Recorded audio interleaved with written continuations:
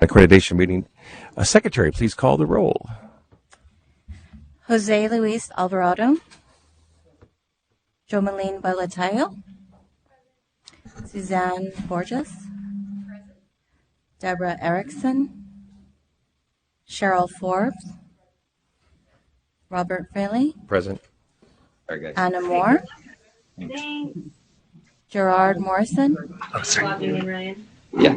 Margot Pensable, Iris Riggs, Kelly Scone, James Webb.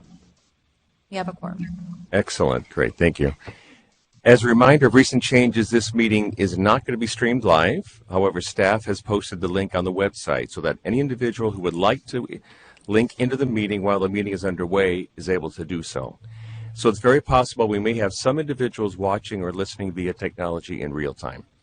And we're still going to need to use the microphone, so just as a reminder, please press the button on the microphone to activate it, and then when you're not speaking, deactivate it, and the green light will come on, let you know when it's on.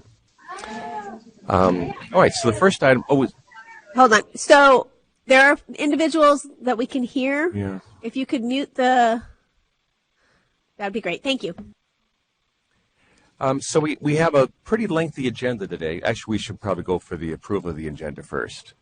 So do I have a motion to approve the agenda for the May meeting? Okay, so moved by Co-Chair Morris, seconded by Committee Member Borges. All in favor? Opposed? Okay, carries. So the agenda itself is very full, and as we look through things, and so we can feel free to take our time and discuss things. And as the staff comes forward and makes their recommendations for the reports, just as a reminder, we do have time in our prerogative to go ahead and discuss this amongst ourselves. So if we feel that we can either accept the recommendations or if we want further clarification, we can certainly ask for that. But we want to be sure that we take the time to discuss. And if there are any questions about the stipulations, we can, again, discuss that in depth and either accept the recommendations, maybe ask for some altering. And then if we're not quite sure of the wording of how to phrase things, if we just discuss through it, and the staff will certainly help us in structuring it and wording it and kind of fit what our desires would be. That makes sense? Okay. All right. Let me call your attention just to one thing. We have this green piece of paper here. It's a guideline for us to kind of give us an idea of what the accreditation status would fall under what different categories. So I would just advise that we refer to this as we do our discussions today. And if at any point anybody feels who want to jump in with a question or take more time, let's feel free to do so. So we can be sure that we have a complete discussion through all the items. All right. Next is the approval of the minutes of the prior meeting. It would be appropriate for any committee member who was not in attendance at that meeting to abstain. Is there a motion to approve the minutes of the March 2018 meeting? So moved by Committee Member Borges. Is there a second? So moved by Committee Member Riggs. All in favor? Aye. All opposed? All right. Motion carries. Next, move on to item 4, which is the co-chair and members report. Any members have anything you wish to report? No, I think we're doing that after. We're doing 4 first. Let me skip 5. I thought we're doing, yeah. Okay. Any members have anything to report?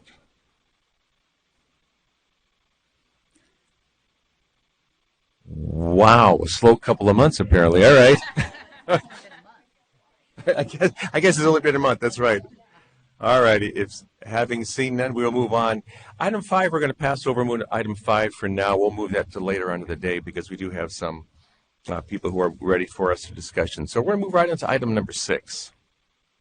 I can mention one thing before we move to 6 that I just thought of. We're very close on a quorum. So we have 8.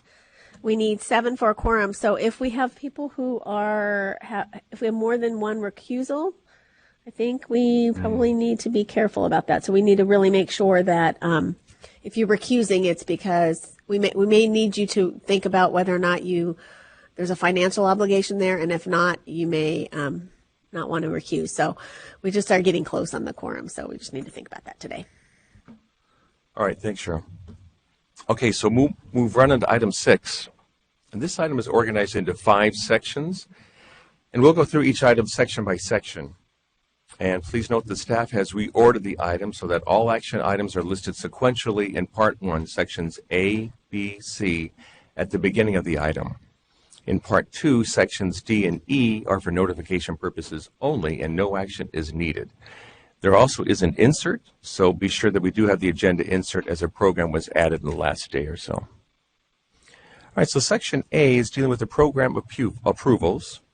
And this section is for action, and today we have one new program for approval, and that is Loyola Marymount University for the professional preparation for pupil personnel services, child welfare, and attendance. Are there any recusals on Section A? Seeing none, is there a motion? Motion by Committee Member Moore. Is there a second? Second by Committee Member Scon. All in favor, say aye. All opposed? Okay, motion carries.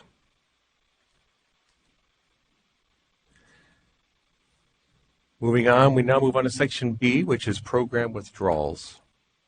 Section B is for action, and there are two types of withdrawals listed. One is for withdrawals requested by the institution, and the second list of institutions the second is for those which the programs were inactive for over 5 years. Staff has notified the institutions that we are automatically going to withdraw these due to commission policy that inactive programs may be inactive for 5 years or less before being automatically withdrawn. And there are 2 program sponsors withdrawing a total of 5 programs. And the first is St. Mary's College of California, the specialist teaching, added authorization, reading and literacy, effective May 10th, 2018.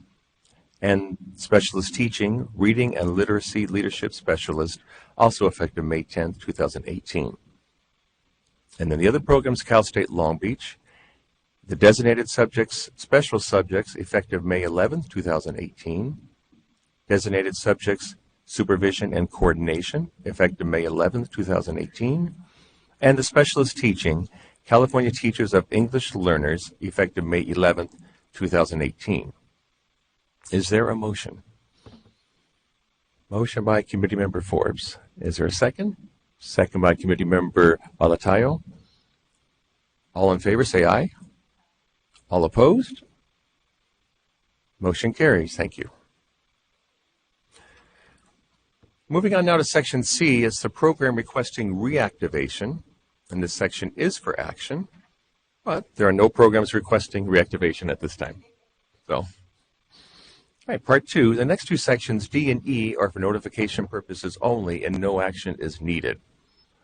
Section D, programs transitioning. There is one institution transitioning from general education induction to teacher induction, and now can serve all candidates, both gen education and education specialist.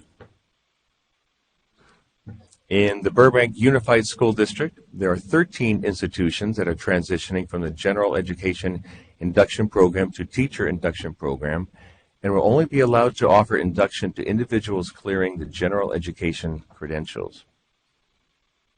And they are Bay Area School of Enterprise, the Reach Institute, Biola University, Central Unified School District, Chaffee Joint Union High School District, Fresno Unified School District, Hebrew Union College, Loyola Marymount University, Pomona Unified School District, Redwood City School District, the Roland Unified School District, Santa Clara University, Vallejo City Unified School District, and Whittier College. Moving on to Section E. Programs moving to inactive status, and this section is for notification only, no action is needed. There are 2 program sponsors moving 3 programs to inactive status. First is Santa Clara University, the Clear General Education Induction Program, effective May 10th, 2018. California State University Long Beach, their teacher induction, effective May 11th, 2018, and the Clear Education Specialist, effective May 11th, 2018. That brings us now to item number 7. 7 is the initial program approval for new program sponsors. And Consultant Lynette Roby will present this action item. Please note, on this item, there are 3 institutions seeking program approval. 2 of those were in the original agenda item, and there has been 1 added as the insert. So please confer or consult that insert. So Las Virgenes Unified School District, Santa Barbara Unified School District, and High Tech High Graduate School of Education. So for the Las Virgenes Unified School District, the Teacher Induction Program, joining us by technology, our institutional representatives, Ryan Gleason, the Director of Education and Leadership, and Ashley Winter, Credential Programs. Do we have those present? Yes, we are present. Good morning. Great. Good morning. Thank you. Are there any recusals on this part of the agenda item? Seeing no recusals, we're ready. Ms. Roby, will you please begin? My technology just died on me, so I'm going with the old-fashioned notes here. Awesome. Good morning. So today, as you already stated, we have several institutions that have received provisional approval as new program sponsors and are now seeking approval for the programs that they wish to offer as new program sponsors. I'm going to introduce first we have Las Virgenes Unified School District, who's seeking approval for their teacher induction program, and then we also have another teacher induction program that will join us in just a moment. With me on Zoom, as we already see, is Ryan Gleason, Director of Education and Leadership, and Ashley Winter, who is the Program Coordinator. The agenda item begins with Las Virgenes in the Part 1. So in your item it says Part 1. You may recall that Las Virgenes came before you earlier in the year for approval for a preliminary administrative credential and also a clear administrative credential program, both of which was approved. The teacher induction program proposed by Las Virgenes has been reviewed by Board of Institutional Reviewers, a team of 2, and after several revisions, they found all of the standards to be aligned.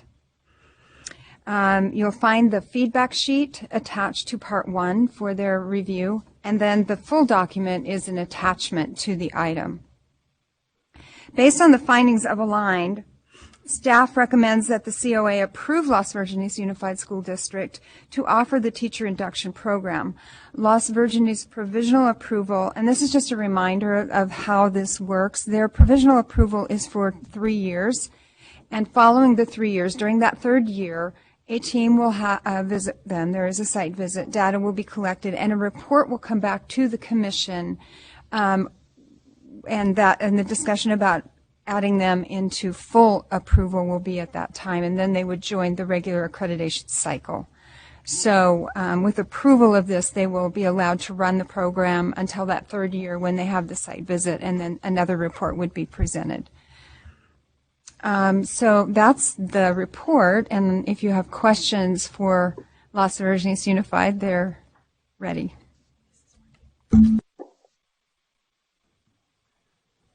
So now is the appropriate time for any committee member to raise any questions, discuss. Yeah, Co-Chair Moore. Good morning. Just curious, how many candidates do you expect to serve in each of these 3 programs? In the teacher induction program, so we anticipate roughly 50 total, so year 1 and year 2 combined. And in the PASC and admin induction? PASC, roughly 15 per cohort, and then CASC, around 10. Great. Thank you. You bet. Good morning.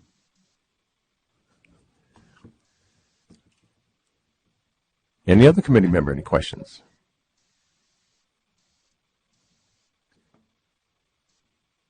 All right, seeing no further discussion, do I have a motion? Motion from Committee Member Valatayo. Is that to accept the recommendation of the staff? Okay. And is there a second? Second by Committee Member Forbes. All in favor, say aye. Aye. All opposed? All right, motion carries. Great. Thank you very much. That was quick and easy. Thank you all. Congratulations. Congratulations. Great. Thank you very much. Thank you, everyone. Oh, there she is. I just hit go on. she just got a nice little text that says go. All right. Thank you, Ms. Roby. So the next one is Santa Barbara Unified School District, and it's the Teacher Induction Program. Joining us by technology is Institutional Representative Roxanne Stern, Teacher Induction Program Coordinator. Good morning. Can you hear us? Yes, good morning. Yeah, we hear you as well. Excellent. Do we have any recusals on this portion of the agenda item? Seeing no recusals, Ms. Roby, will you please begin? I will. So this is part 2 of the agenda item. It is for Santa Barbara Unified School District. Santa Barbara Unified School District received provisional approval in September of 2017, and they are also seeking to offer the Teacher Induction Program. Obviously, joining us by Zoom is Roxanne Stern, Teacher Induction Program Coordinator, and she will answer any questions that you might have. The Teacher Induction Program proposed by Santa Barbara Unified School District, again, was reviewed by Board of Institutional Reviewers, a team of 2. And again, after some revisions, the team found the standards to be aligned. You'll find the feedback sheet attached to the item on page 6, I believe, and the full program standards were an attachment to the item. Again, based on the findings that the standards are all aligned, staff recommends that the COA approve Santa Barbara Unified School District's Teacher Induction Program, and Santa Barbara Unified School District's provisional approval, again, is for a period of 3 years, at which time there will be a site visit and a report will go back to the Commission for full approval. So that was short and sweet, but if you have any questions, Roxanne is available. Any discussion, committee members?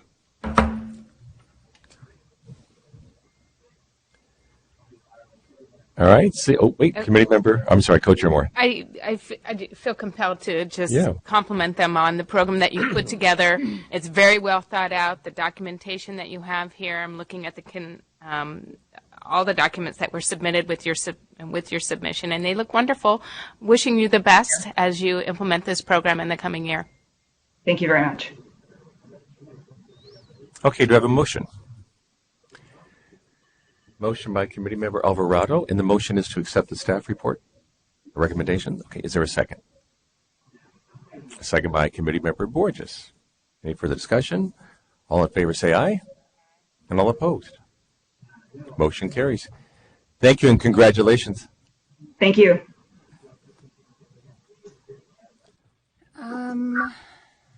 There they are. And so now we're on to item. Look at this. I know it's. Yeah, really. Don't fix it. So we're moving on to item 3, which is the High-Tech High Graduate School of Education, Preliminary Multiple Subject and Single Subject Credential. Joining us by video are institutional representatives Dr. Ben Daly, the Provost, and Dr. Sarah Fine, Program Director. Can you hear us okay? Yes, we can. Okay, excellent. Welcome. Are there any recusals on this part of the agenda item? Seeing none, Ms. Roby, will you please begin? Thank you. So I'm happy to bring before you High-Tech High Graduate School of Education, who received provisional approval as a program sponsor in February of this year, and are seeking to offer a preliminary multiple subject, single subject credential program. And again, joining us by Zoom is Dr. Ben Daly, Graduate School of Education Provost, and Kelly Wilson, Graduate School of Education Administrative Dean. Before I begin, I want to make it clear, there's one thing that I do think needs some clarification, is that although High-Tech High K-12 Charter School has been a Commission-approved program sponsor for a number of years, High-Tech High Graduate School of Education was recently established and received regional accreditation by WASC in 2015. So they are a separate entity from High-Tech High Charter School, and they are seeking to offer a preliminary general ed multiple subject, single subject program as that separate entity. And the provisional approval was as the separate entity. Program candidates will participate in what the Graduate School of Education identifies as a residency model, 1-year program, and then they have an additional, after they earn the preliminary credential in the first year, they have the option in the second year to earn a master's in education in teaching and learning. Again, the program standards were reviewed by a team of 2 Board of Institutional Reviewers, and the standards were found to be aligned. Again, the feedback sheet is attached to the agenda item, and then the attachment is the full documentation. And based on the findings, staff recommends that the COA approve High Tech High Graduate School of Education to offer the preliminary multiple subject, single subject credential. And again, they received provisional approval for that 3-year period. Thank you. Any discussion from the COA? Yes, Committee Member Riggs. Well, I do want to say that I thoroughly enjoyed reading the document and learned a great deal from your approach, and find it unique and exciting.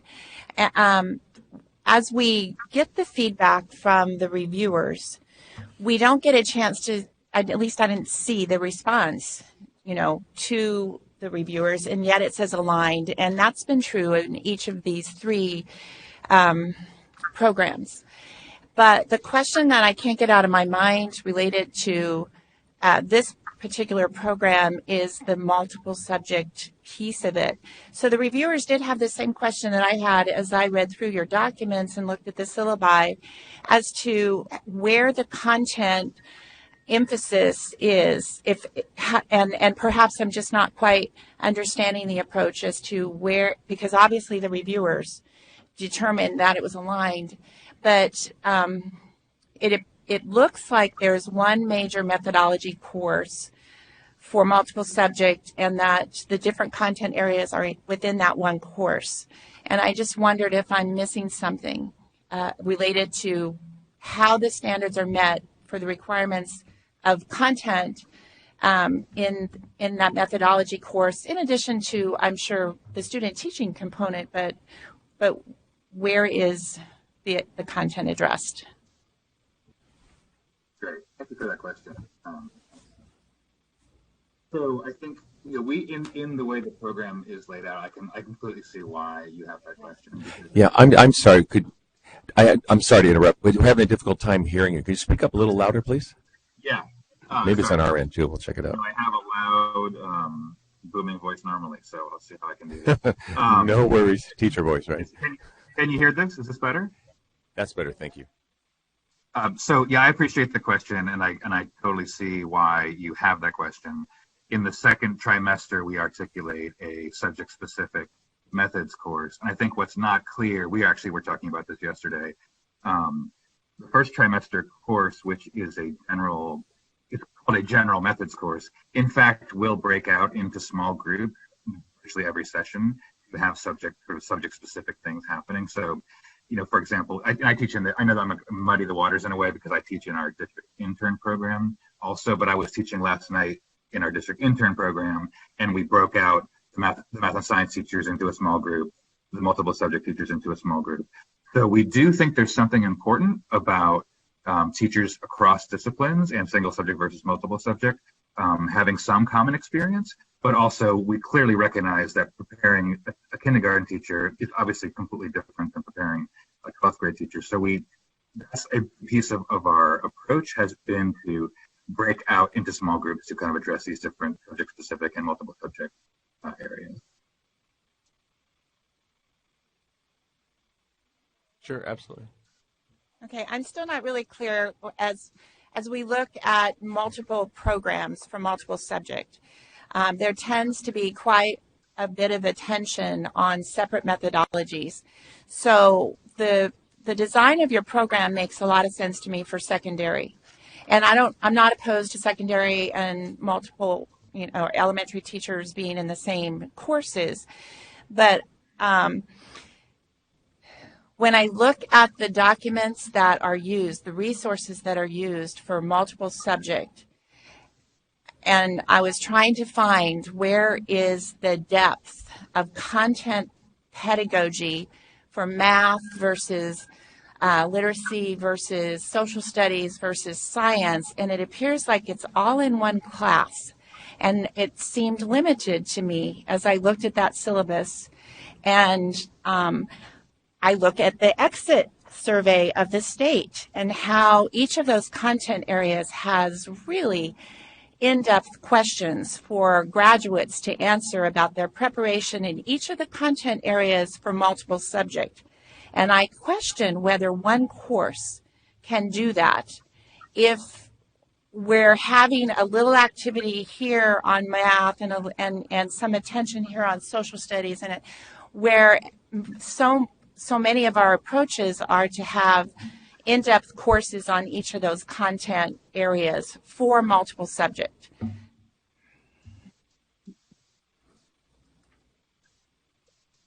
Go ahead. Yeah, thank you. And this is a good push for us. We really hear what you're saying. Can you hear me? Yeah. So we have a research center that's embedded at our graduate school, the Center for Research on Innovation and Equity. And we are planning in our new credentialing program to tap the expertise of the folks in that program. They're going to be teaching across both the research center and our program, and they are each leading a subject-specific improvement community group that involves teachers from across our schools as well as teachers from other districts, and doing really deep cycles of inquiry into, high quality, high cognitive demand, specific pedagogy. So we have a group that's working on math agency at the elementary level, and they're drawing on the cognitively guided instructional framework. And so we anticipate that those, for example, the person who's leading that improvement community is going to be teaching in our program and will be a co-instructor in several of the courses, including the Teaching and Learning one, which is what Ben was referring to as kind of the common foundational course. We'll be leading the fully broken out subject-specific course during the second semester, and we'll be supporting the program. And then we have similar faculty members who are leading work in science, working on next generation science standards, both in elementary and secondary, as well as a group that's working on literacy across the curriculum. And so I think our hope is to really tap that expertise and to weave it in all of our coursework. But I think it's a fair push for us to think about whether we need to have more fully broken out courses that are specific to subject areas and grade levels.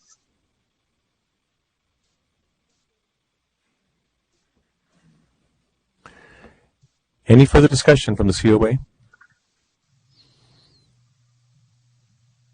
Committee Member Forbes.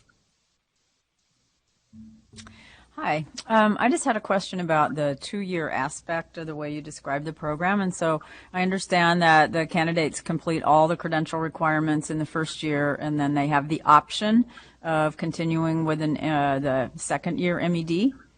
So I guess my question is, is there an opportunity for candidates who may need more than a year to continue before, what happens to any candidates who might need more than a year, put it that way? All right, thank you. We think that, of course, our optimal case is that, and I'm leaning into my computer to try to protect, we think that our optimally teachers will be, ready at the end of the first year to pass the TPA, et cetera, and also based on a recommendation. But it is definitely possible for a candidate to extend into that second year as needed, based on faculty recommendation and the mentor teacher and covering teacher.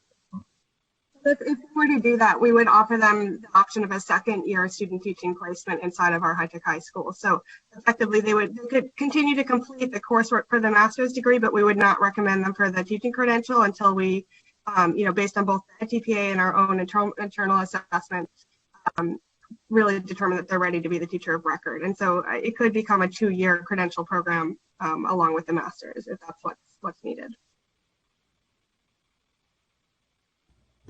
Okay, thank you. Any further discussion? Okay, this is an action item, so is there? I was just going to offer, if you still have concerns or questions about the content piece, that your motion could take that into consideration in some way, where you come back with asking them, you can either hold it off to the next meeting if you want to or you could possibly ask them to come back in a year to give you an update on that particular topic. There's nothing that constricts you. You can approve and still have some additional work. There's no prohibition on that. I just wanted to make sure that you guys felt like you had some flexibility there. Yeah, Committee Member Riggs. I would just say to our group that as a methodology person myself, and looking at how much time and attention is given to the very specific content pedagogy of each of the contents of multiple subject, and also hearing the leader's response that they're willing to look at this and reconsider perhaps what multiple subject candidates need, especially in relationship to the standards themselves spelling out.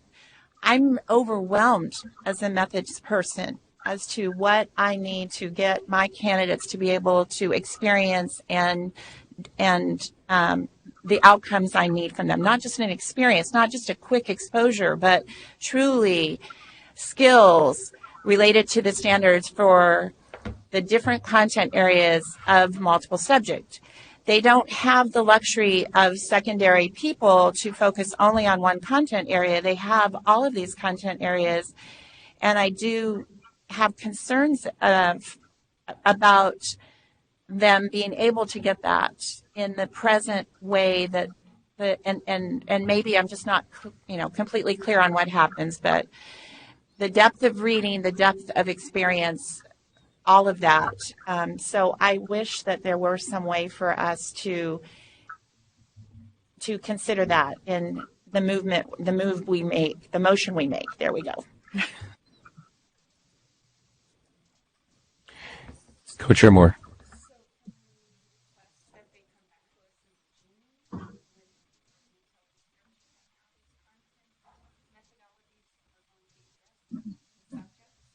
That's only a month away. I suggested maybe having you come back in June with a little more detail based on what Member Riggs is proposing. It's a month. It's not much of a delay. Committee Member Alvarado. I suppose that the time frame may be contingent upon their institution's ability to reconfigure their curriculum. So, I would like to hear from them in terms of how quickly can they turn this around, rather than just setting a date. Yes. And I would just, of course, we're open to the committee's recommendation. I would emphasize that we are trying to launch this fall, and so we have gotten quite delayed in this process. So even though it sounds like, well, just another month, we're sort of in limbo here with the pool of candidates who are waiting to hear if we are accredited or not. So we may lose some talented candidates if we're kind of in kind of go or no go moment right now. So it is a little bit challenging for us if that is the case. I do want to emphasize that our program is placing teachers into classrooms immediately. So if they're a multiple subject credential candidate, maybe different than some programs that you're looking at, they're going to be in an elementary school classroom from day one, doing job embedded professional development, involved in subject specific employment groups that we're a part of. So I do think actually there is, whether or not you see a course with every single name on it, I think actually there's really significant work that's going to be happening for these candidates at their placement, as well as the work that they're doing with us every week. So I can understand why the way that we framed it maybe is raising that question, but I do actually feel quite confident that we have a good plan going forward for this work. Committee Member Riggs.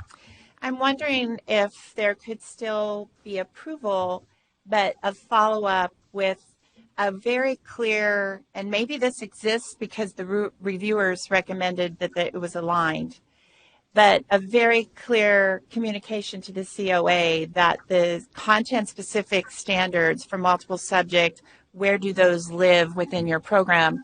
And I did consider that your candidates are in the classrooms from day one, and it's a residential program, and that's a strength, and again, exciting to see. Please don't take these comments as questioning the quality of your program, because I'm thrilled to read your document. It's so thorough and well designed.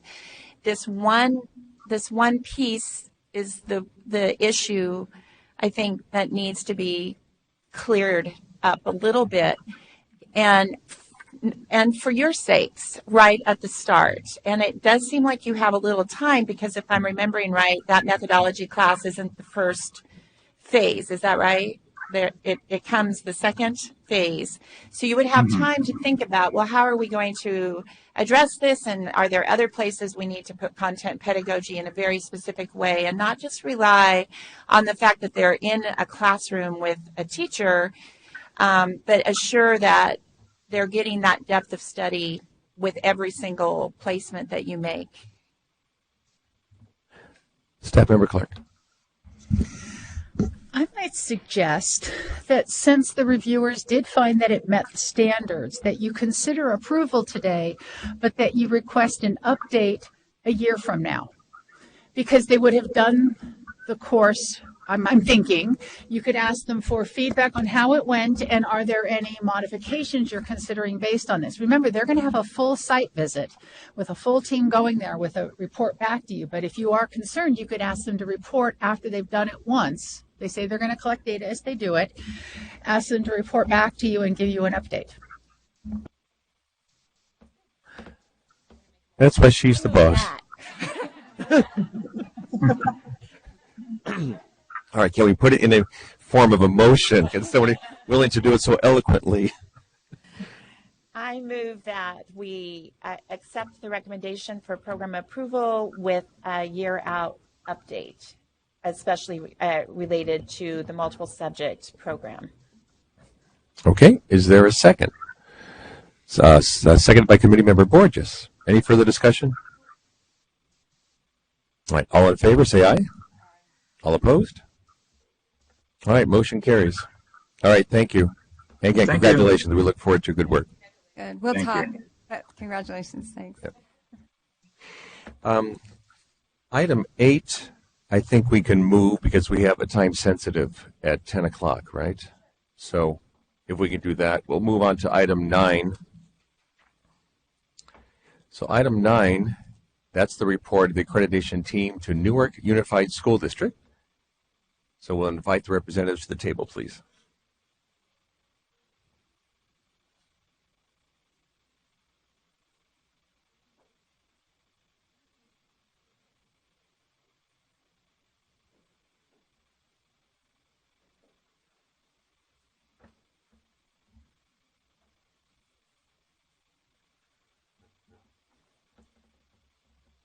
Consultant Lynette Roby will introduce the item, and joining her via technology is the team lead, Julie McNeely. In person, actually. I see you walked up there. That's right. Wow. Star Trek. And institutional representatives, Leonore Rebosura. Did I say that correctly? Good morning. She, as the director. Leticia Salinas, the associate superintendent of educational services, and Virginia Williamson, coordinator. Does anyone need to recuse themselves? All right, seeing no recusals. Ms. Roby, please begin.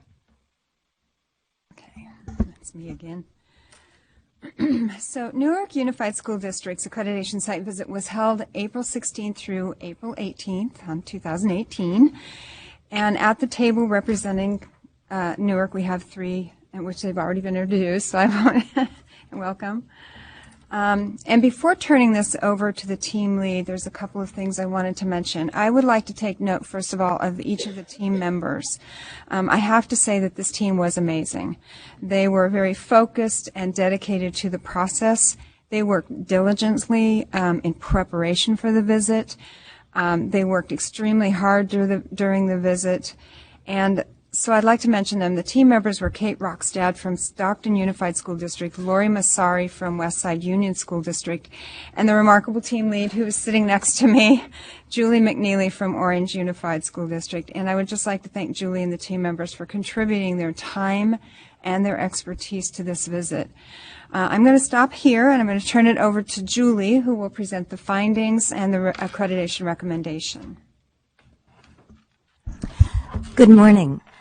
On behalf of our team, we would like to thank the Commission and Lynette for the opportunity to experience this new accreditation process. And we would like to thank the Commission and Lynette for their support throughout that process. We believe that this process has helped Newark Unified School District's induction program to deepen their understanding of the 2016 Common and Program Standards. It is the intention of the team that our visit will help Newark Unified move forward in their transition to these new standards and subsequent successful implementation in the coming year. Before I review the results of this visit, it's also important to recognize the strengths that were evident throughout the review of all the program documentation, the site visit itself, and as noted by stakeholders in interviews. These areas of strength included a high level of commitment and dedication by everyone in Newark, superintendent, cabinet level, program leadership, to the induction program and the teachers and students within Newark and their partnering districts. 2, respect and support from all stakeholders in the responsiveness of the program leadership in responding to questions. And 3, respect and support from mentors in the program. And then finally, the mentors who were valued by their candidates. With that said, the overall recommendation from the team is accreditation with major stipulations. This includes the following components. Common Standard 1 is met. Common Standards 2, 3, 4, and 5 are met with concerns. Program Standards 2, 3, and 5 are met. Program Standards 1 and 4 are met with concerns. And Program Standard 6 is not met. In addressing standards that were less than fully met, the team identified the following evidence that contributed to this determination and summarizes the findings as follows. The current implementation of the formative assessment system is lacking individualization and a focus on candidate needs and growth. The current focus of the formative assessment system in Newark is based on completion of assignments. There was no evidence to support the implementation of a robust mentoring system grounded in candidate needs and just-in-time support. There was no evidence to support that candidates' prior experiences and skills were considered in the development of an individual learning plan. Although the program collects some data, there is no evidence that the program had developed a systematized process for collecting multiple sources of data from multiple stakeholders and utilizing that data to inform the program modifications. There was no evidence to support that the program has established a process for identifying the positive impact on teaching and learning.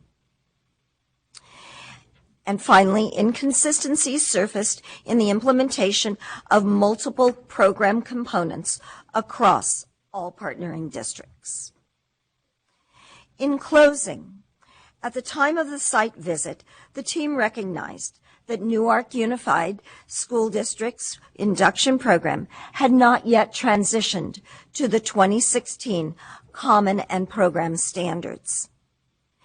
The ongoing passion, dedication, and commitment of program leadership will be needed for the Newark program to effectively transition and implement the new standards in the future. Thank you, Ms. McNeely. We'd now like to call on the institution to say a few words about the visit, and this is not the time to dispute the team findings, but rather to provide any thoughts that you had about the visit itself. Good morning. Letty, Virginia, and I are very happy to be here, and we would really like to appreciate Julie, Katie, and Lynette, and Lori for the site visit. we've learned a lot. We've used their recommendations as the foundation to help us really transition fully. We accept the recommendations, and we know that with those recommendations and the details of the recommendations, we will be able to provide a very strong program when you come visit again next year. Thank you. All right, thank you. All right, this is an opportunity for the committee to discuss. Committee Member Briggs. As the team lead, can you help us understand how the team came to the decision that it did related to allowing the institution to propose new programs and to continue to admit candidates into this program when, as you just reviewed and summarized the findings, so many times you said, we found no evidence, we found no evidence, we found no evidence. And so I think it would help us all if you explained how you came to the decision that you did.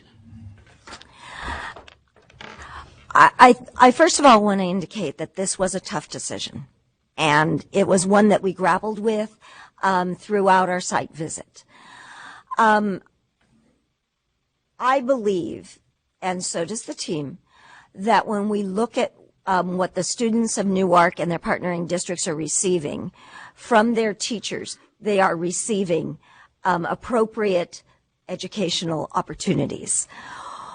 We also witnessed, and it was well documented throughout our site visit, that the intention of Newark is to provide a program that they believe in.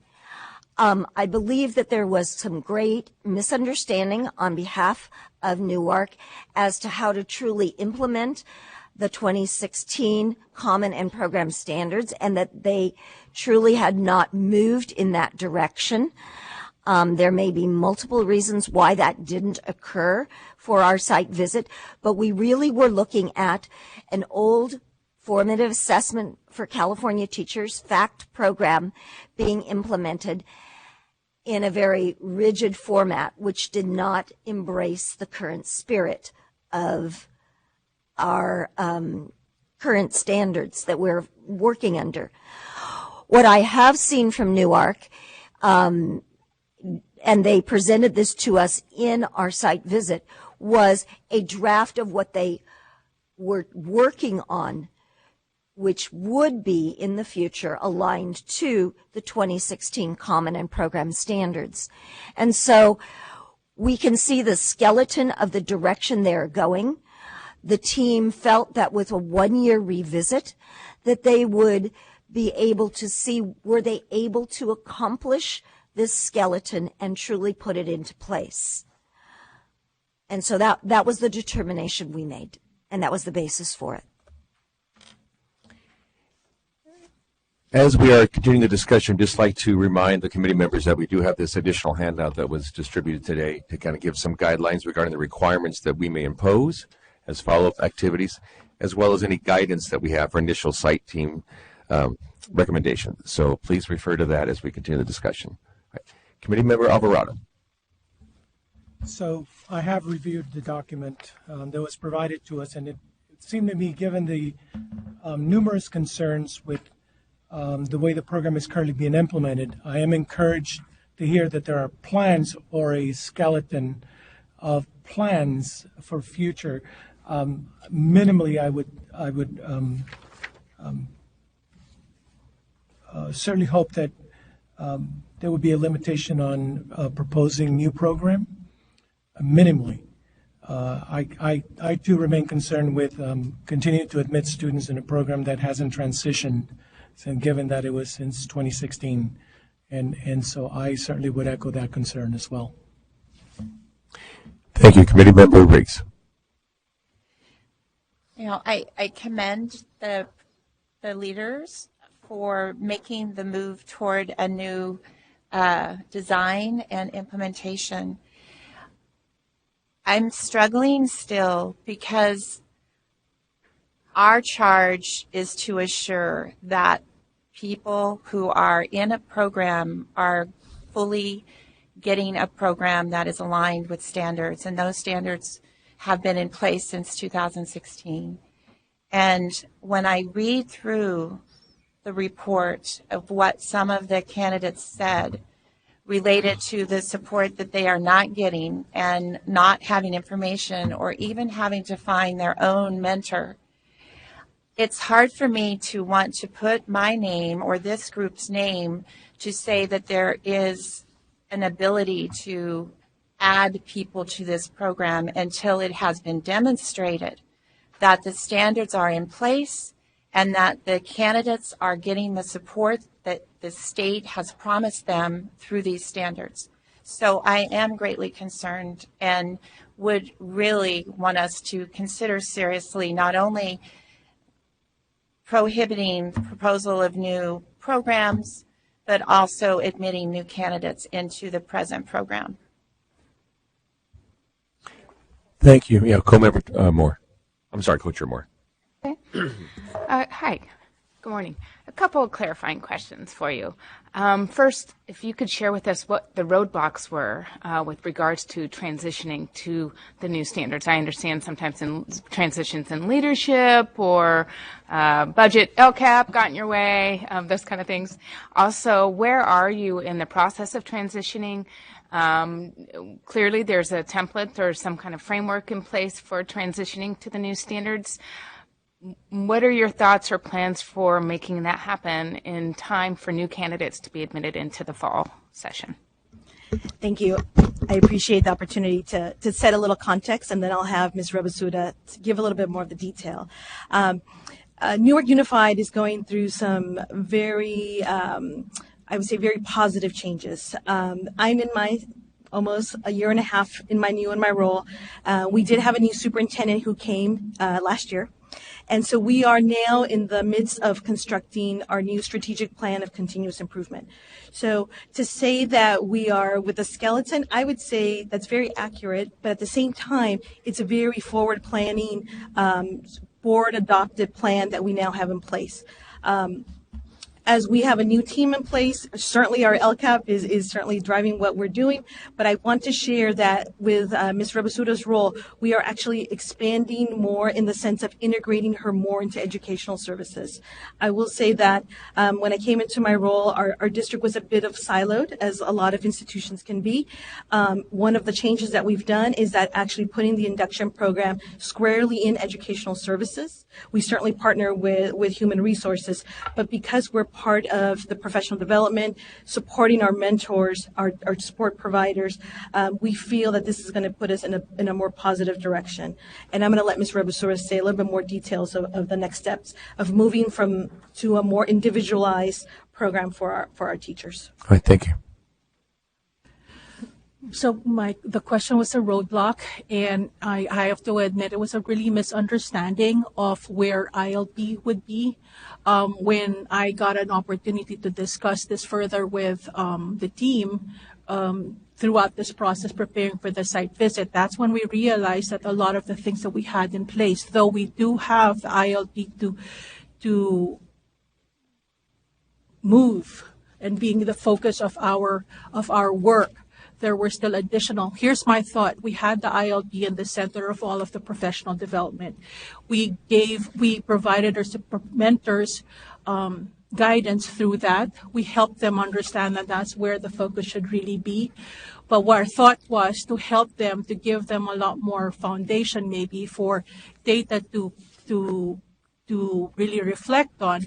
We provided them with additional activities like the class profile and the instructional environment, which again are remnants of fact. But we introduced it in the sense that the beginning of the year, you're in a new school, a new environment. What are some things you can reflect on to really do a strong self-analysis of your practice at the beginning of the year? And that's how we provided it, and we show them, here's a tool you could use.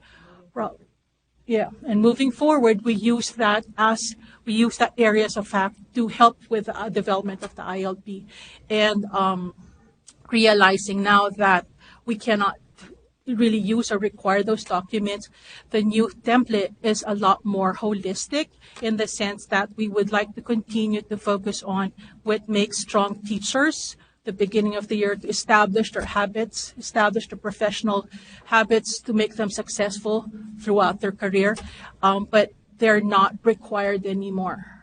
And so that's what the template's going to be, is still help them, provide them with opportunities to reflect on practice without requiring certain documents, but to guide the mentors through the process, and work with them stronger, a little bit more focused. We did do that. We have regular meetings with the mentors, but we understand now that we actually have to move past just meeting with them, but to really help them understand how to individualize even their mentoring and to really help them focus on what students need, what the teachers need. I think our intention was there, just the fact that the documents are still around. It's not very clear that that's the intention, that the ILP should really be the focus and that it's about professional growth. And we're moving beyond that now. Okay, that's wonderful. That's great to hear that you're moving. Just to follow up on that, so I'm wondering again where you are in the process, what you anticipate being able to provide the candidates with regards to a new induction program. When do you think that might happen? And then I have one more follow-up question to that. Well, we've talked about this, and one of the things that's definitely going to have to change is that being the single person in induction in the district, I need a lot more thought partners. So the 3 advisory meetings that we have is now going to be more like 6 or 7 next year, and it'll have to be, I'm meeting with advisory council tomorrow, so I'm going to make sure that we have a committed team to help me think this through and really look at the program critically.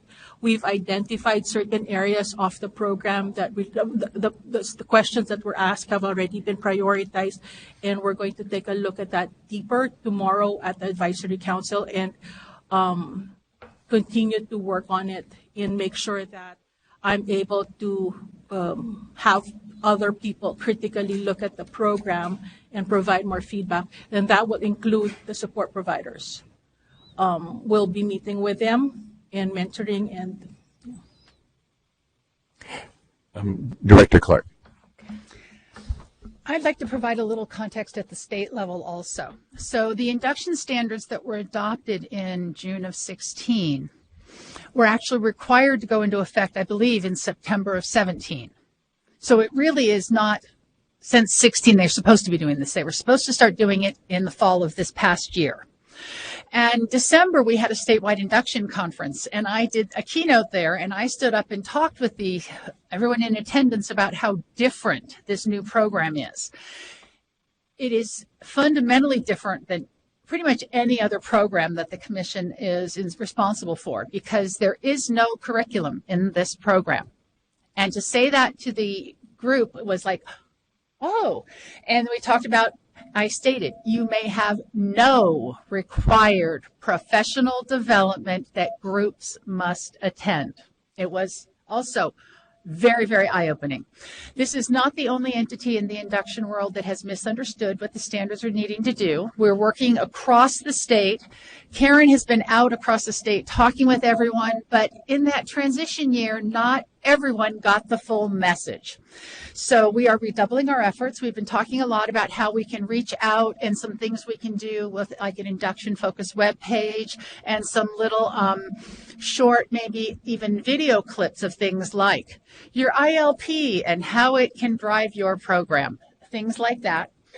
So I don't think this is not out of the ordinary, unfortunately. And so we have to help all the programs move the right way.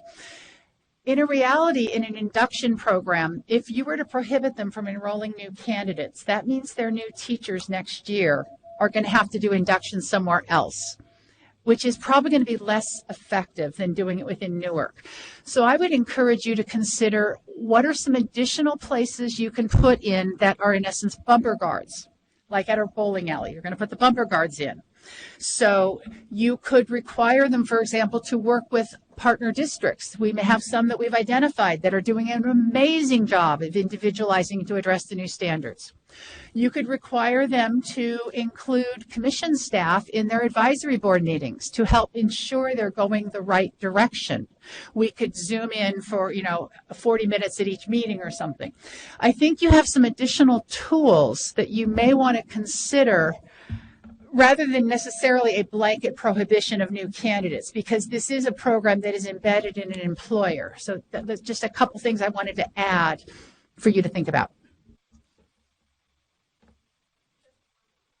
Just made, I was going to also suggest that when you consider the action, you have often required quarterly reports for major stipulations. So that may be a way that you can make sure that they're on track for any new candidates that are coming through the door.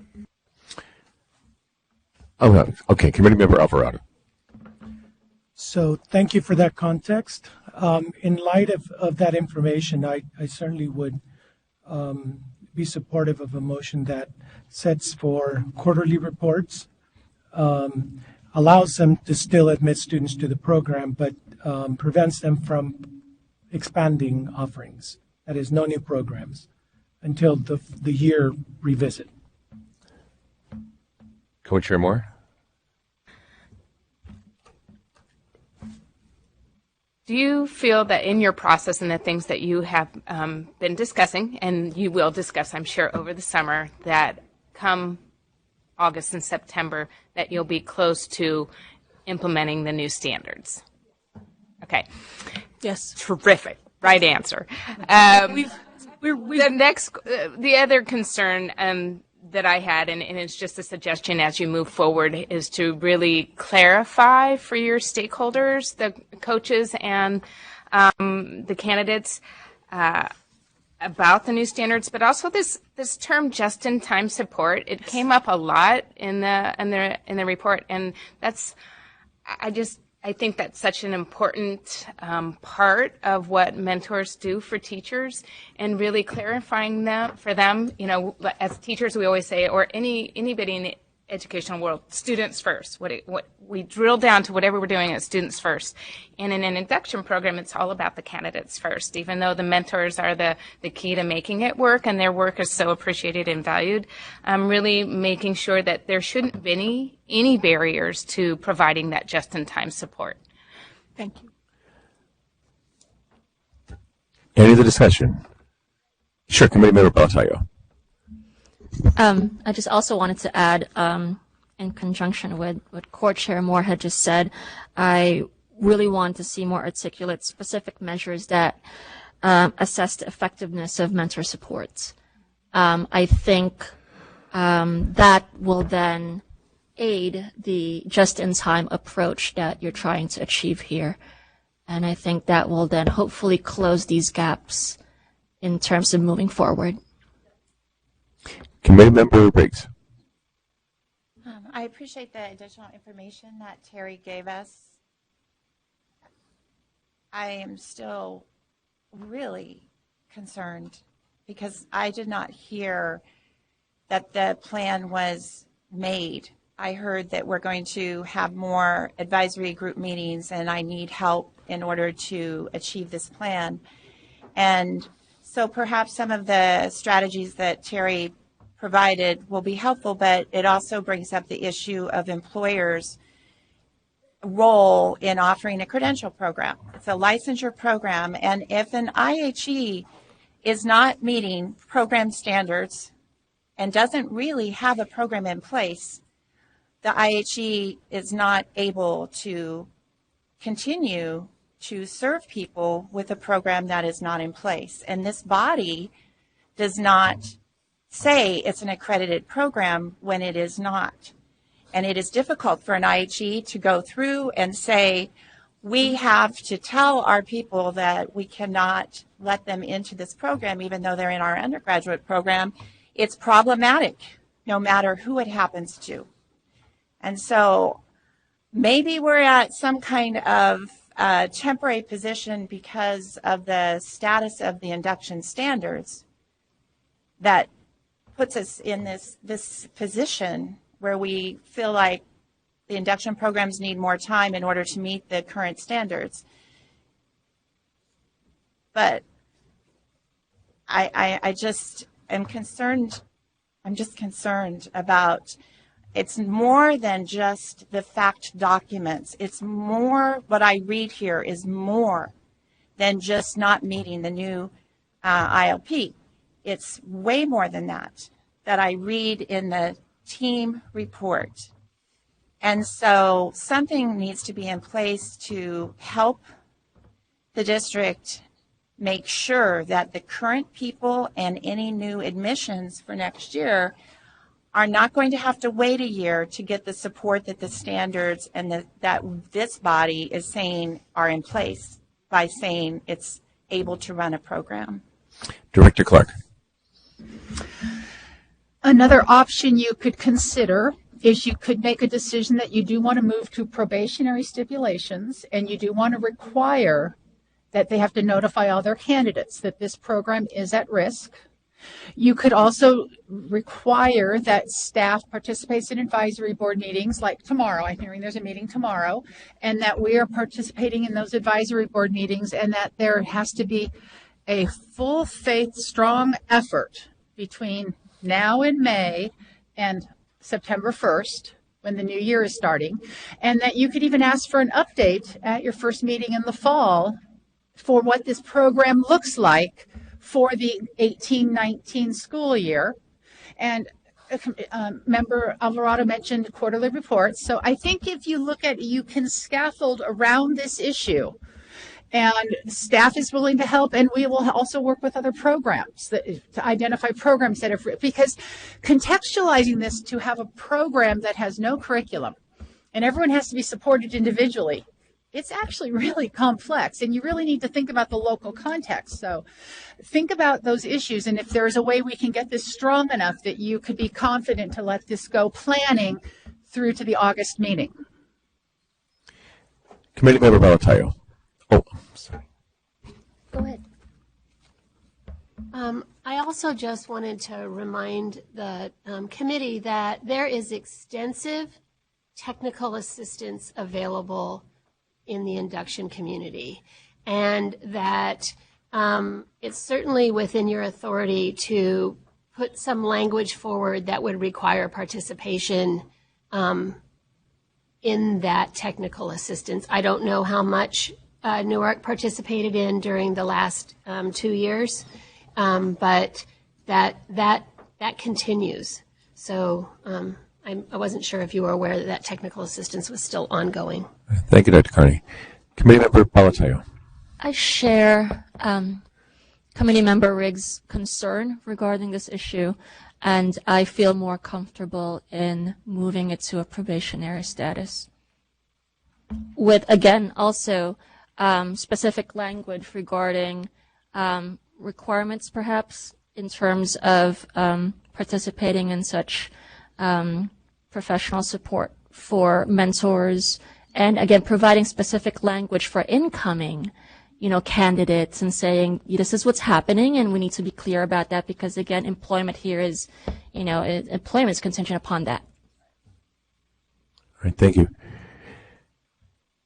Any further discussion? Okay, I, at this point, want to entertain a motion.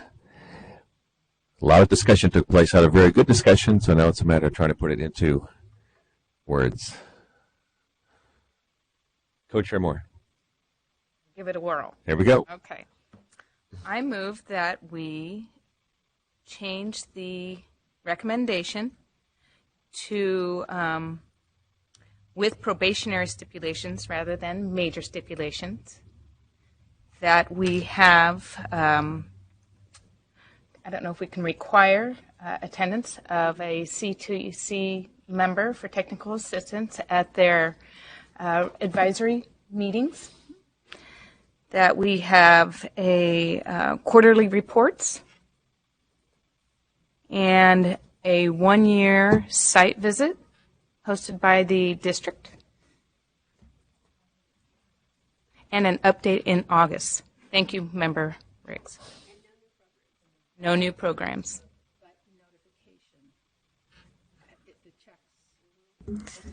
Notification is and required. notification is required. All right. We have a second by committee member Riggs. Is it possible to have the secretary read back the motion to be sure that we all? I can do that for her. All right. Thanks, Cheryl. Appreciate it. Unless Michelle is comfortable with that.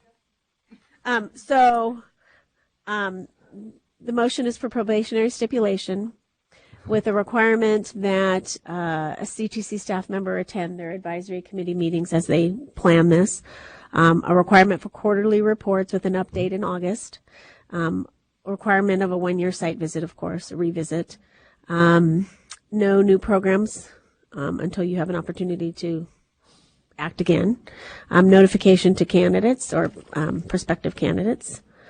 I think did I get everything? Okay, great.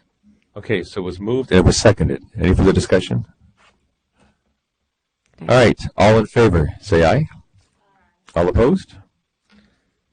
All right, motion carries.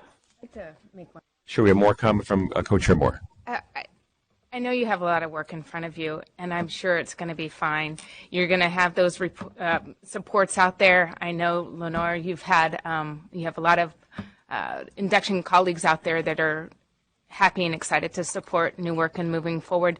And just to remember what Ms. Clark said about you're not alone. There are a lot of folks that are still working on this, and you just happen to have a site visit as we move forward in this process. And sometimes that's just the way it lands. And so don't be discouraged. Be excited. It's an opportunity, and we look forward to hearing from you again. Yeah, of course. Well, and that's the intent. That's really what it's all about. So we do appreciate that. Okay. Thank you. All right. Thank you, Ms. Safe Rivasura, travels Ms. back. Salinas, Ms. Williamson, Ms. McNeely, and Ms. Roby.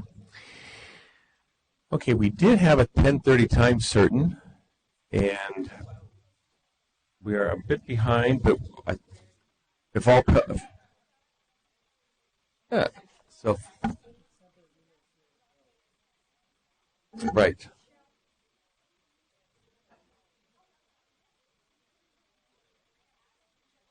Sure. Want to take 5?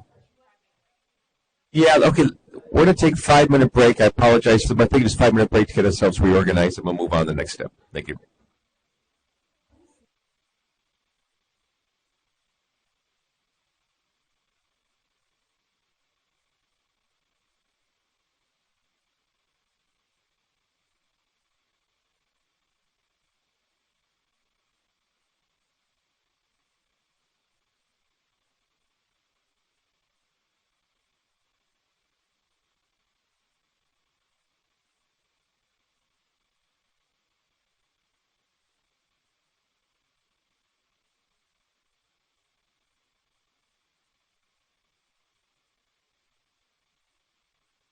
All right, so let's get moving. We're going to move back or reconvene. Let's get item 10 is where we are. So we are a little off schedule, so we appreciate the patience of everybody waiting.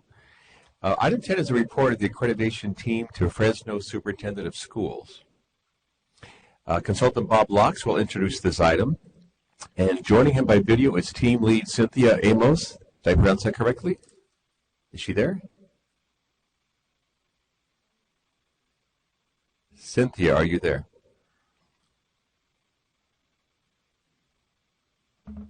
Can we check on that and see? Thank you.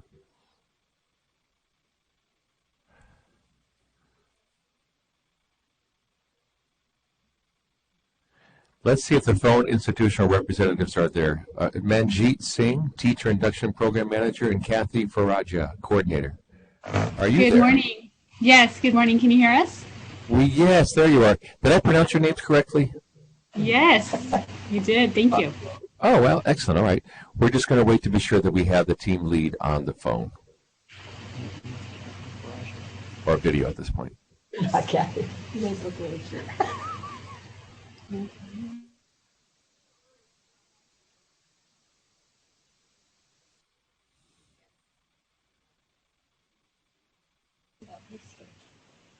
If it helps, we got an email just a moment ago from Cynthia saying she was not going to be able to stay for the call.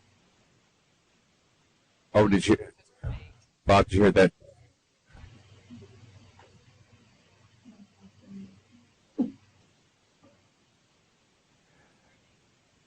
Okay. Does anyone need to recuse themselves? Okay. Consultant Locks, would you please begin? Better angle. On April 17th, the site visit team met at Fresno County Superintendent of Schools and began the site visit. And I just want to say that this was one of the most relaxed and comfortable site visits I'd ever been on. Our hotel was actually next door to the county office, which made everything really easy. Our lunches were provided by the transition special ed class that had a cafeteria right there on the main floor, which they brought everything in, and it was like one of the best lunches, and they served one of the best panini sandwiches I think I've ever had. So at least I was in a really good mood. And along with that, I just want to say that the environment at the county office there is so collaborative and open, and I felt like both their teacher induction and their clear administrative programs, they both kind of had that feeling of, we're going to tell you what our program is, and then you tell us how we can make it better. I mean, that was kind of the outlook that they had. They were anxious for us to be there because they were just looking for improvement in their programs. So that was really, really nice to see. So as I said, they had two programs, teacher induction and a clear administrative services credential.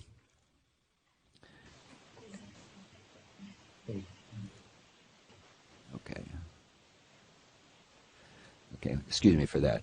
After interviews with candidates, completers, faculty, administrators, employees, we found that all program standards were met for both their clear induction program and their clear administrative services credential, and also that all of their common standards were met.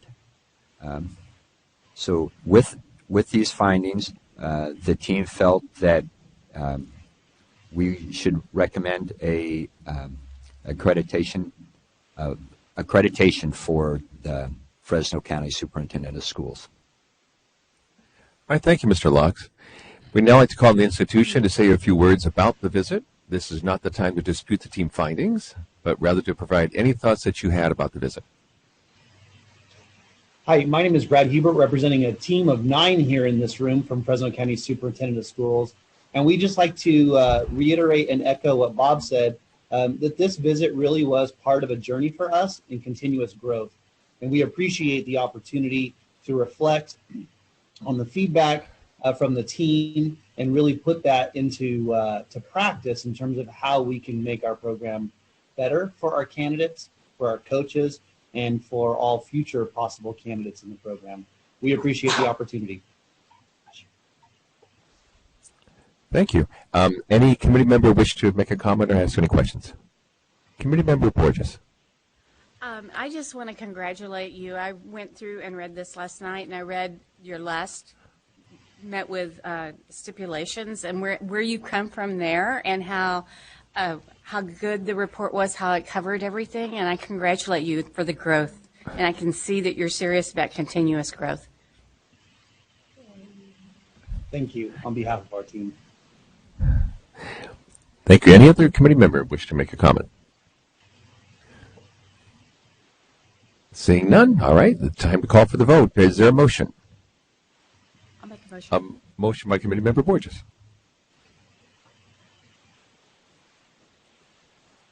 Oh, okay. Second by committee member Alvarado. All in favor? Aye. Any opposed? Motion carries. Congratulations. So we thank you, Ms. Singh, Ms. Farajia, Ms. Amos, and Mr. Locks. Thank you so much. Appreciate it. Congratulations. You can now go out and have lunch and have a party, all of you. All 9 of you. Thanks again.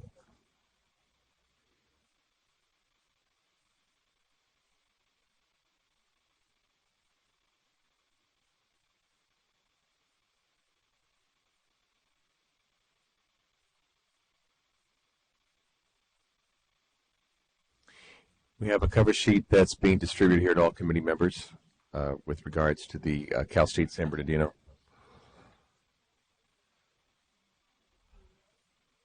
Okay.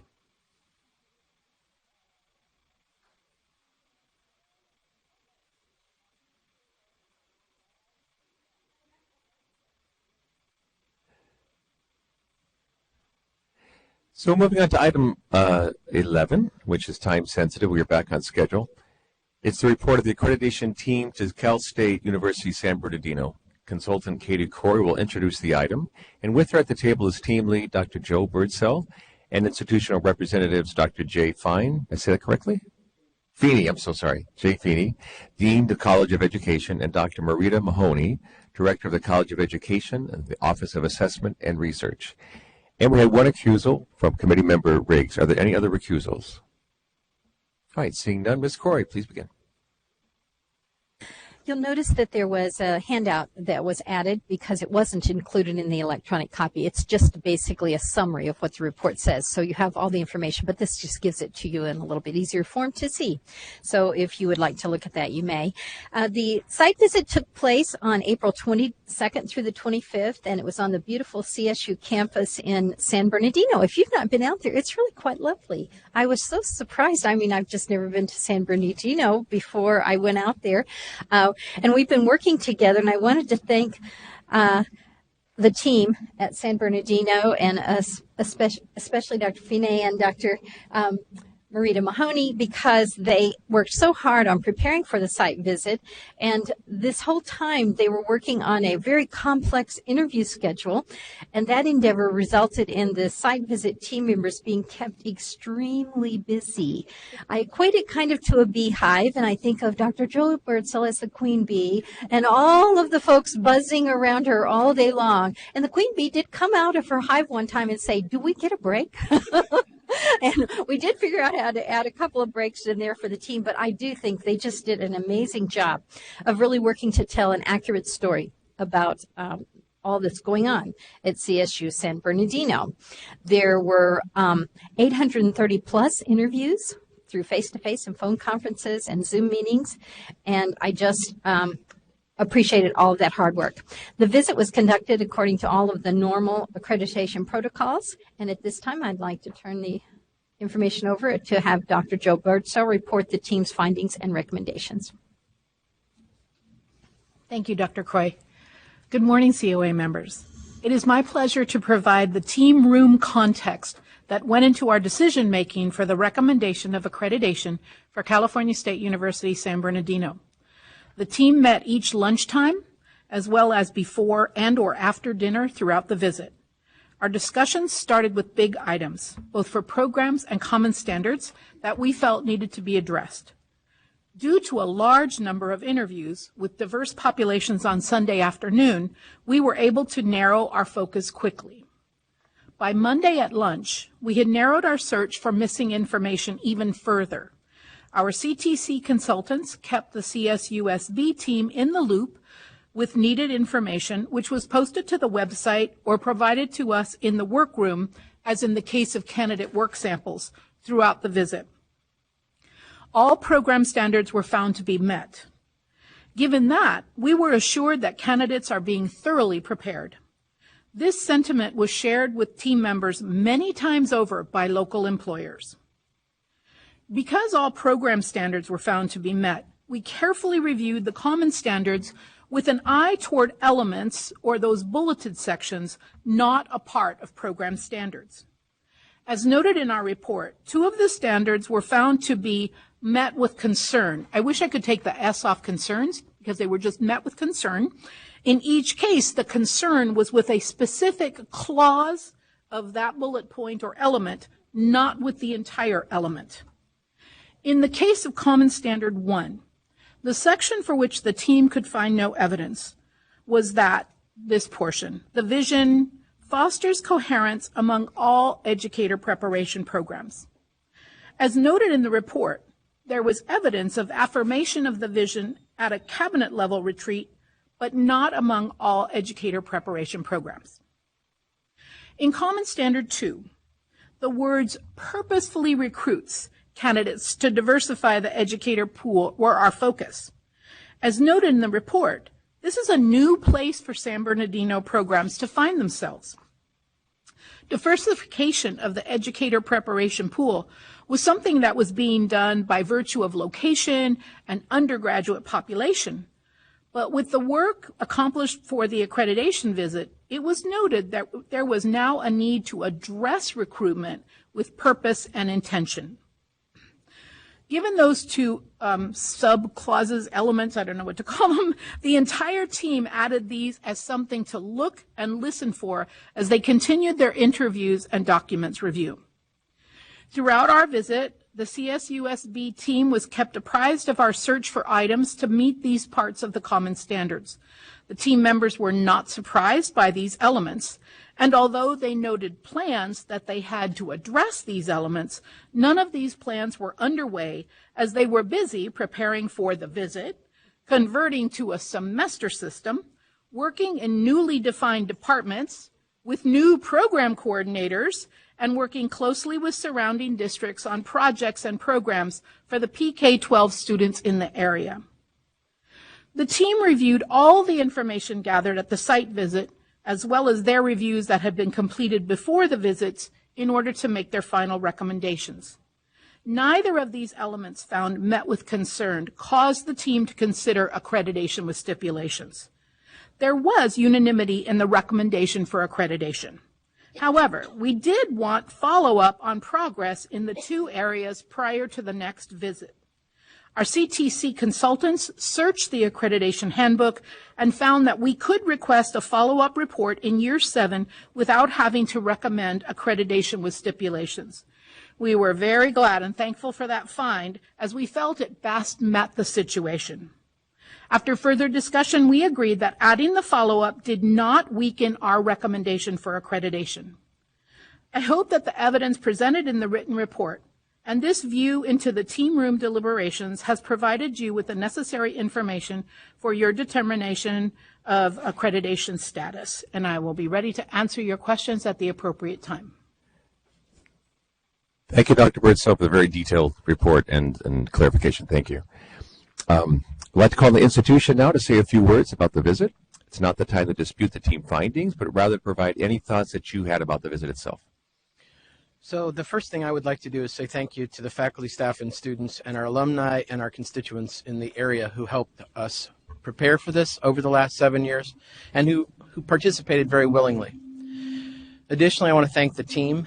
I think it's always useful for us to get feedback, and we welcome that feedback.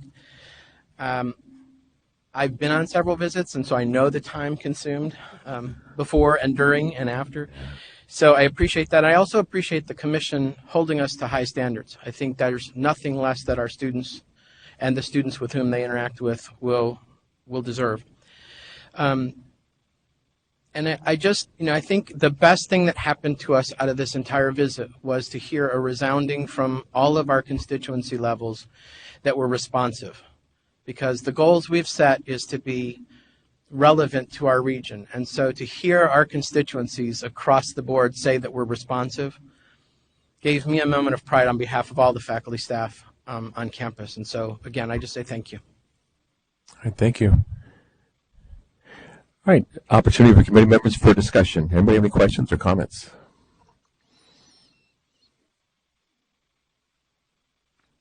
Okay, seeing none, it's time to call. Oh, I didn't see that. I'm sorry. Committee member Alvarado. So I'd like to commend San Bernardino for a great visit, and I appreciate the comments on the commitment to continually work on improving and receiving feedback. I think we all can stand to have more of that. So congratulations. Thank you. Co-Chair Moore. Congratulations again. And now, Katie, we can just go have a weekend in San Bernardino if you want to. I haven't really spent any time there either. I will also tell you that they have a Palm Desert campus, which is in Palm Springs. No. So although San Bernardino was lovely, I also recommend the Palm Desert. Well, thank you. Road trip. I'll put that into our recommendation. Just kidding. I did have a question with regards to the met with concerns. The team was then able to find evidence of consistent, systematic, unit-level oversight in all credentialing programs. I understand that sometimes that's difficult when an institution, IHE, has a certain org structure. I'm wondering what your thoughts are with regards to getting this to Met in the next year, what the conversations at cabinet level might be at this point. So if I could, I'll put a little bit of context for you. In the time since the last accreditation visit, these folks have endured, in 2010, a new dean who was not only new to the college, but new to California. So he had a little bit of running to do. In 2011, we discovered that the structure wasn't really working, that the college was organized into 4 departments instead, and so programs were spread across. There were no or very few programs that were within singular departments. So we took several years to get to a reorganization of the departments so that all of teacher ed and foundations is in one department, special ed rehab and counseling is in a second department, ed leadership and technology is in a third department. Then the campus had its 50th anniversary, and we were told to think big, so we did. We decided to bring in international speakers who would talk to us from the Singapore perspective. We brought Sing Kong Lee, the executive director of the Singapore Institute. We brought Pacey Sahlberg, the lead researcher for Finland.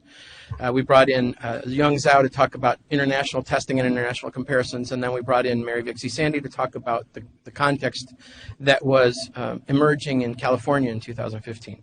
That was also when the campus began a campus-level strategic plan. All of that, in our minds, at the cabinet level, gave us feedback to think about what are we doing right, what do we need to do more of, what do we need to do that we aren't doing, and how are we going to make spaces for those things. And then suddenly we got a new chancellor who said, all campuses will be quartered a semester. Wow. And then we got some more new standards in both the Ed-Admin program and changes and transition plans for multiple and single subjects. That caused some delays in the review. Are we being reviewed this year, next year? Are we going to do CAPE or aren't we going to do CAPE?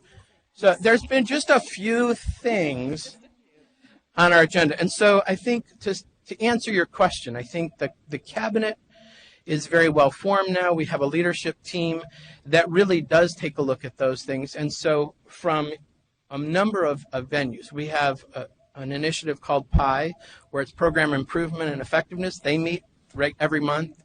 We have a unit assessment team that, again, mixes different faculty and administrators together to, again, look at data at both the program level, but also how that feeds up to the departments. So I think those things will just continue to develop over time, and I don't think that one will occur ever again. But that's really where that has happened. It's also caused us to think about how do we provide resources for faculty to make sure that we're moving all programs to a 60-40 ratio of full-time tenure track faculty to 40% tenure part-time. But all of those things have come out of these processes and looking at ourselves. It just happened to be where we were. And so, again, even with Standard 1 and looking at the refocus on the vision and mission statement, all of that is now exactly where we are. We've got all of this evidence. And now that we're at least to the quarter to semester kind of planning and knowing where we're going with that, it's time for us to be able to either reaffirm what that is or re-envision it. But now we have so much more data than we had at any point during this journey. So terrific. Thank you for that detailed answer. That was wonderful. So you mentioned a unit assessment, program and assessment, and yet there was the other finding that the feedback from a variety of key stakeholders was not found. So I guess that feedback's going back to the unit assessment team, and they're going to look at ways of getting other people. All right, terrific. Well, that's wonderful. Thank you, and congratulations. Ms. Croy? I was just going to add one thing because it was so impressive to me. I've been on many, many site visits, and I just wanted to say that when we brought the results to the team, each time we bring results and as Dr. Birdsell presents that to them and the team's recommendation, even just to have those 2 concerns in there that were elements in Standard 1 and Standard 2 in the common standards, often it's not received as happily. Mm-hmm. And I just want to thank you that they received it with joy and said, you're exactly right. That's something we need to work on. And so I just want to give you a big yay, you. Well, the responsiveness that you spoke of, that you hear from your constituents, is very evident. The fact that you're responsive to this, to the commission here. So I'm glad to see the system is working all the way around. So thank you. All right, is there a motion? So a motion by Committee Member Balatayo to accept the site team's recommendation, the staff recommendation. Is there a second? Second by Committee Member Alvarado. All in favor say aye. All opposed? Motion carries. Thank you. So thank you, Dr. Fine. Did I get it right that time? Fine? Dang it. I'm a musician. Fine is what I think of. Dr. Mahoney, Dr. Birdsell, and Ms. Croy. Thank you so much, and congratulations.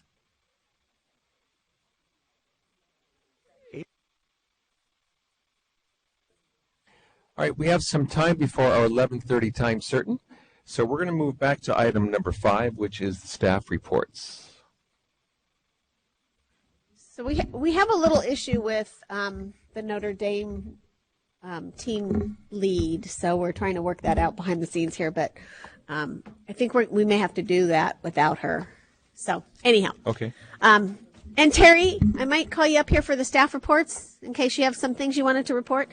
I just wanted to note, we don't have a long staff report today, but I wanted to note that the budget process is moving along. We had a budget hearing this week, and it looks like the $100 million is still alive for special ed residencies as well as the local options. It looks like that's still happening.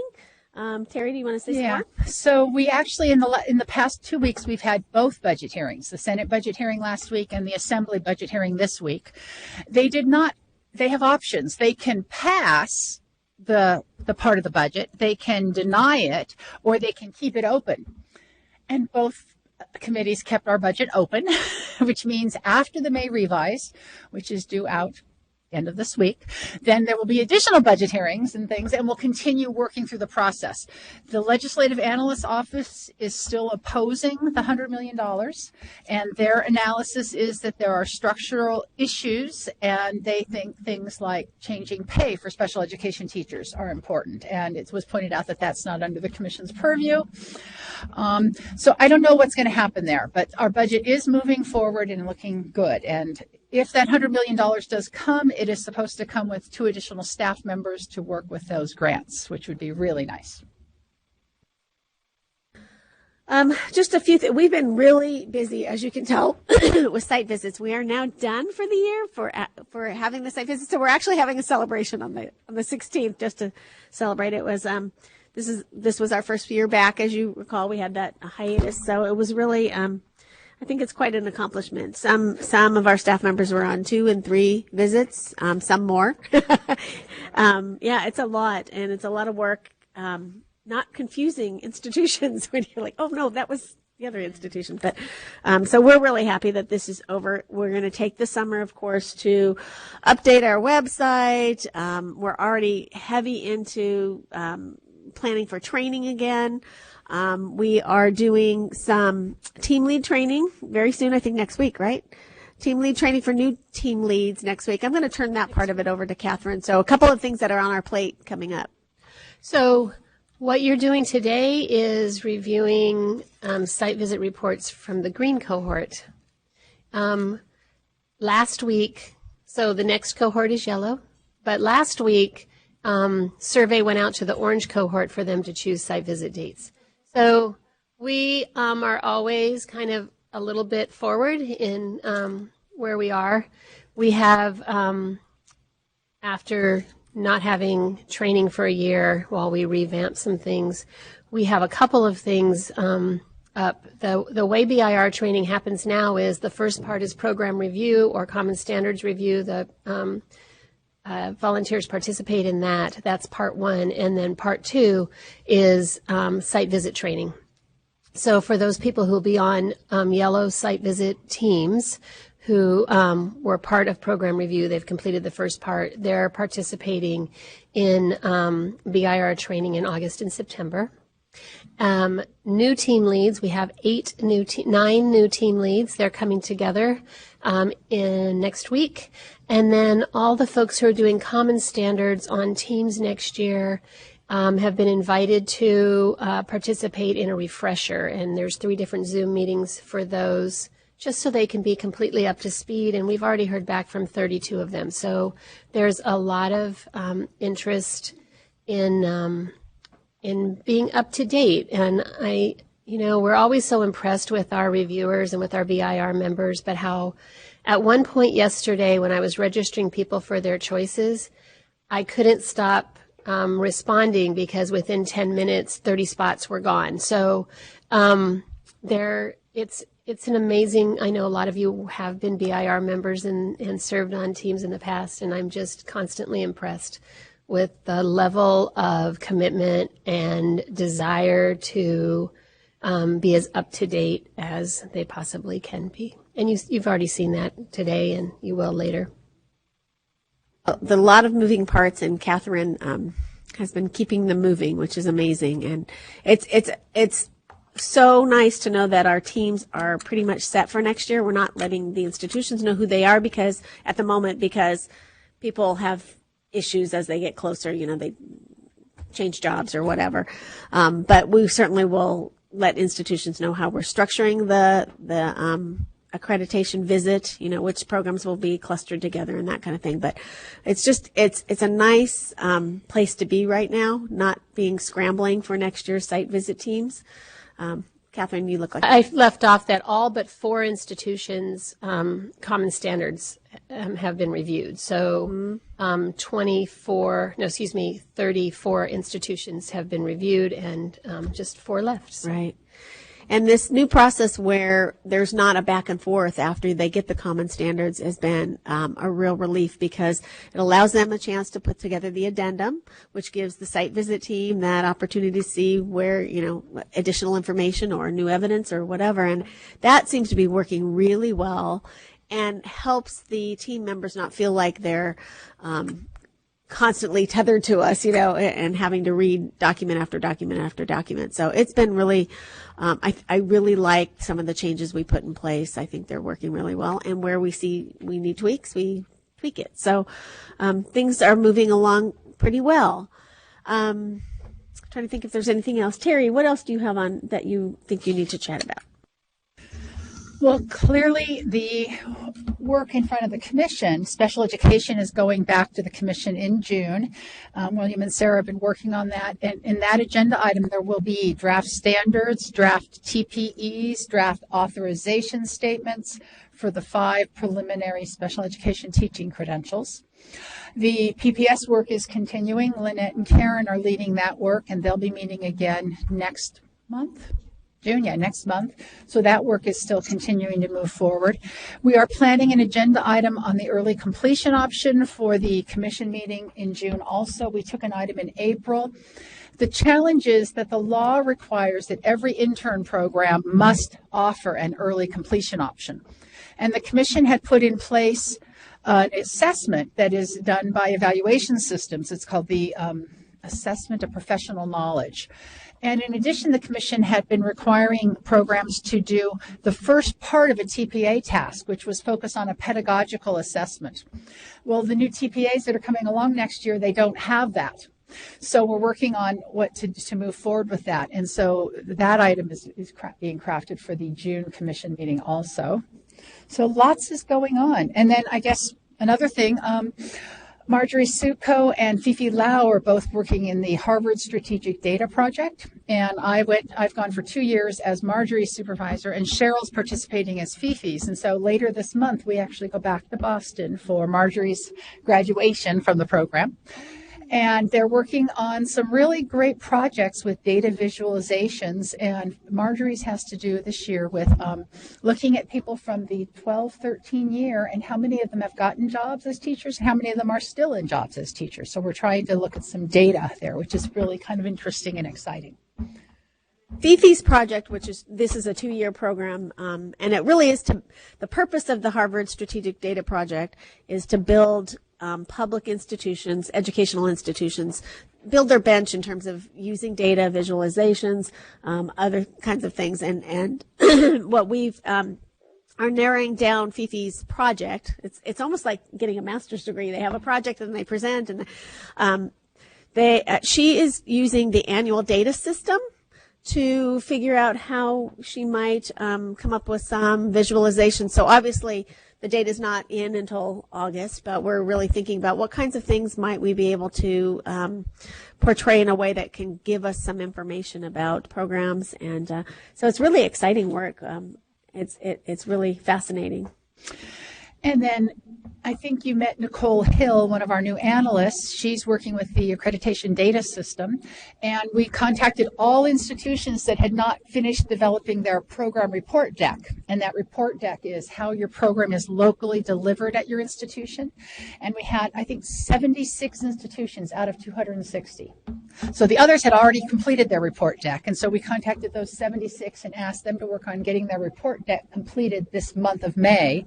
And then the data is due by August. So that will be our first year of getting that annual data, which is going to be very interesting, I think, to get that. And I had something else, but it kind of flew out of my head. Maybe it'll come back. Exactly. I thought, yes, Gay, APA, where are we with that? Spending a lot of time on Cal APA and TPA right now currently. They are finishing their field test years, so they are looking at assessors and training them, and we have identified papers with which to calibrate them with. So it has been a very busy month in both of those worlds. Our trainers are ready to read for the month of May. We have about 10 per week going out to each of the Cal APA and even more in the TPA world as well. TPA will, new version of it will go into effect this fall. We're still hoping for a non-consequential year for our admins. I always say it's hard to turn right on a cruise ship. And that's what we're doing with getting an APA into our program standards for admin programs. So it's taking them some time to get on board and get everyone educated and change program and change field work. So we're hoping that we will be able to have a non-consequential year just to practice one more year before it becomes required for the credential in fall of 2019. I piggyback on the TPA.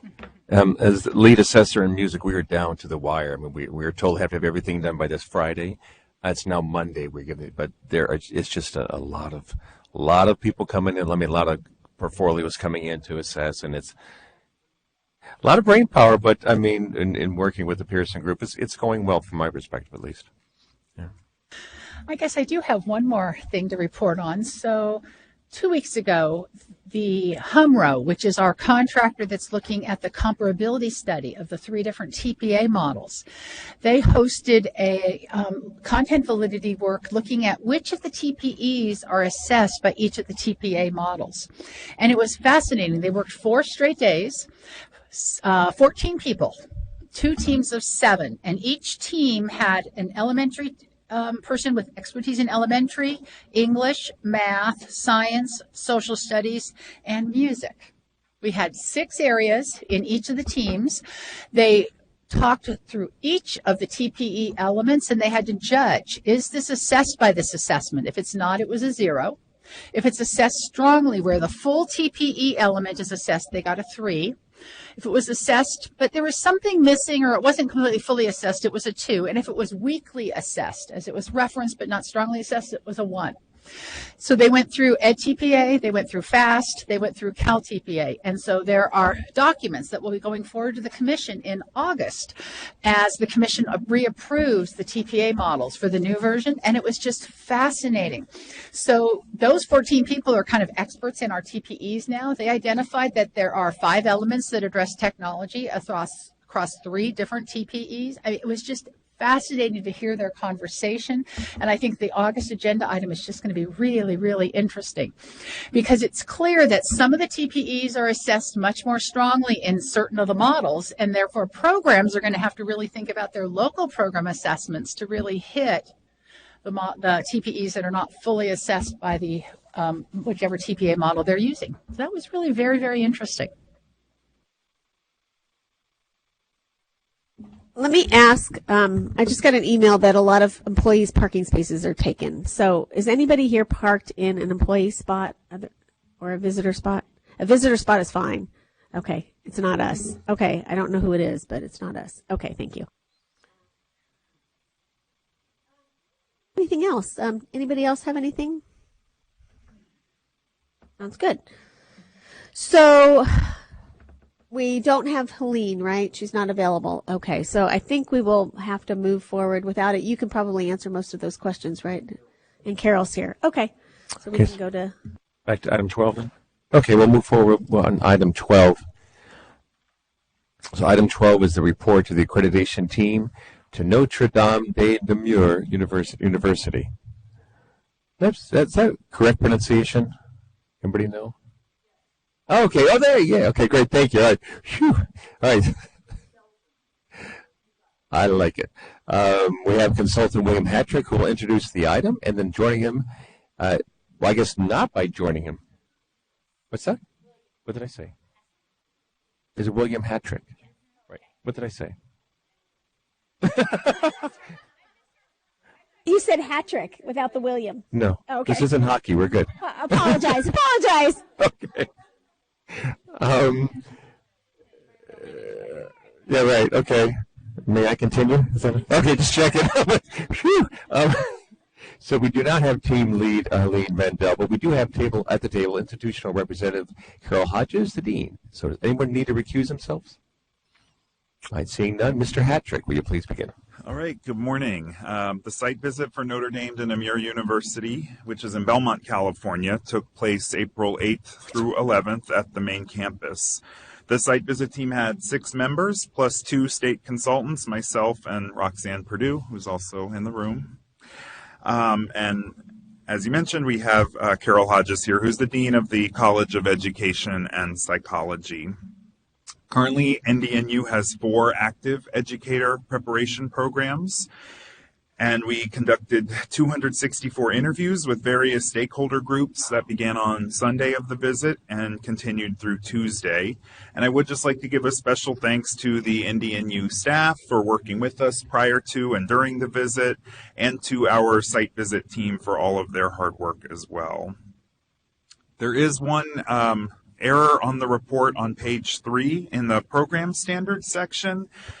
For the moderate severe credential program, the program design standard 5 was met with concerns, and then it was moderate severe standard 4 that was also met with concerns, and moderate severe standard 8 that was not met.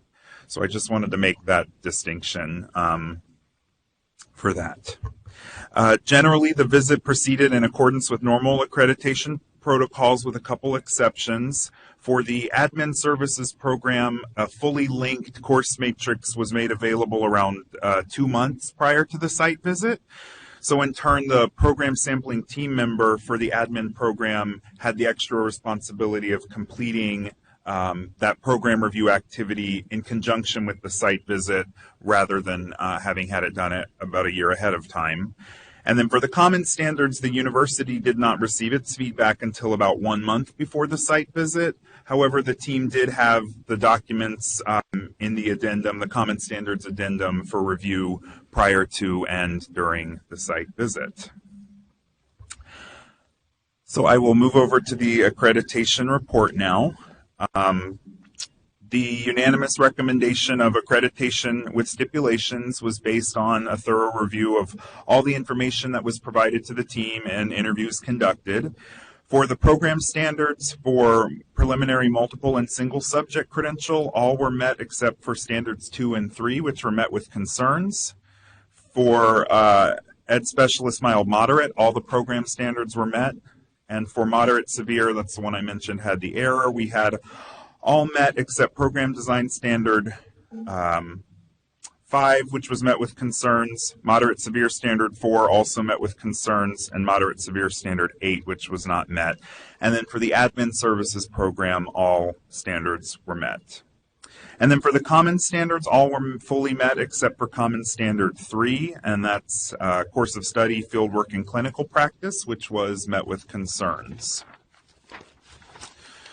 So based on that recommendation of accreditation with stipulations, the team is recommending that within 1 year, the institution submits written documentation to the commission documenting the 4 items listed there on page 4, which includes the institution providing evidence that site-based supervisors are required to be trained and oriented to their supervisory role in a systematic manner.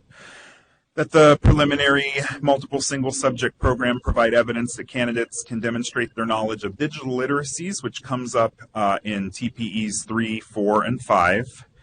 And then the last two stipulations are specific to the Mod Severe program, so that candidates are acquiring the knowledge and skills necessary to assess students in a comprehensive manner within the breadth of that credential authorization, and that also they have understanding of mandated considerations for augmentative and alternative communication technology for students with those disabilities listed there.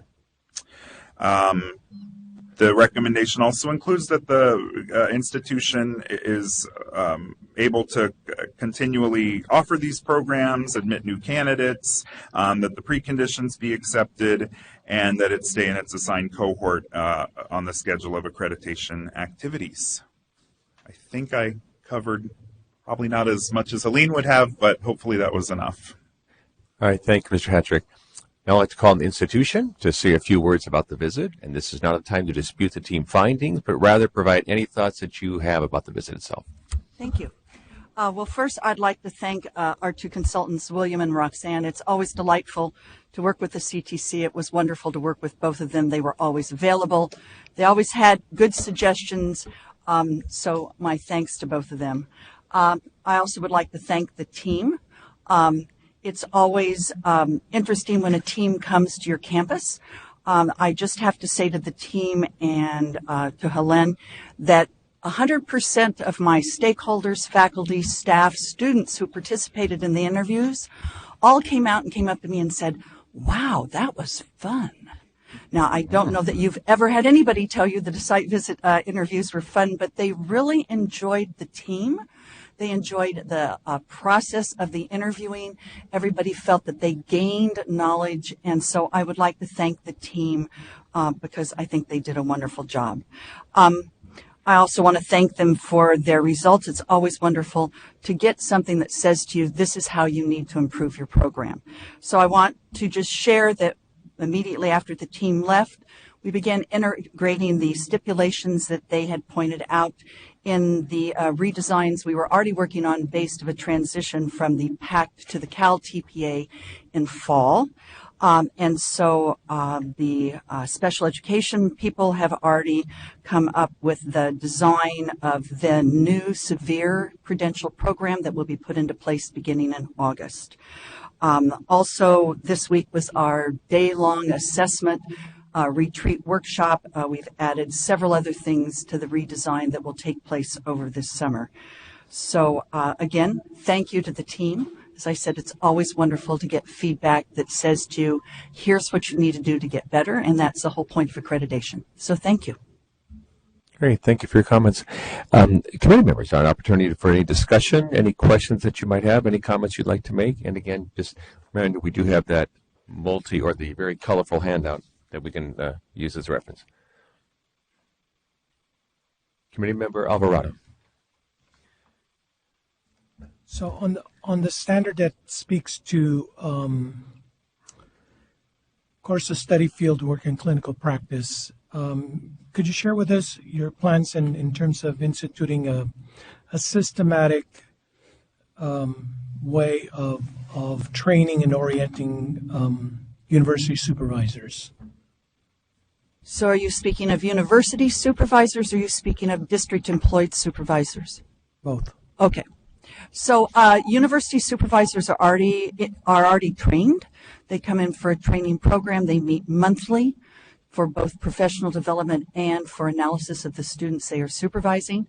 This Friday we have a 5-hour training going on. It's typical at the end of any semester where we're going through a training on both Cycle 1 and Cycle 2 of the TPA, UDL, MTSS, and cognitive coaching. So it's just an ongoing professional development for the university employed supervisors.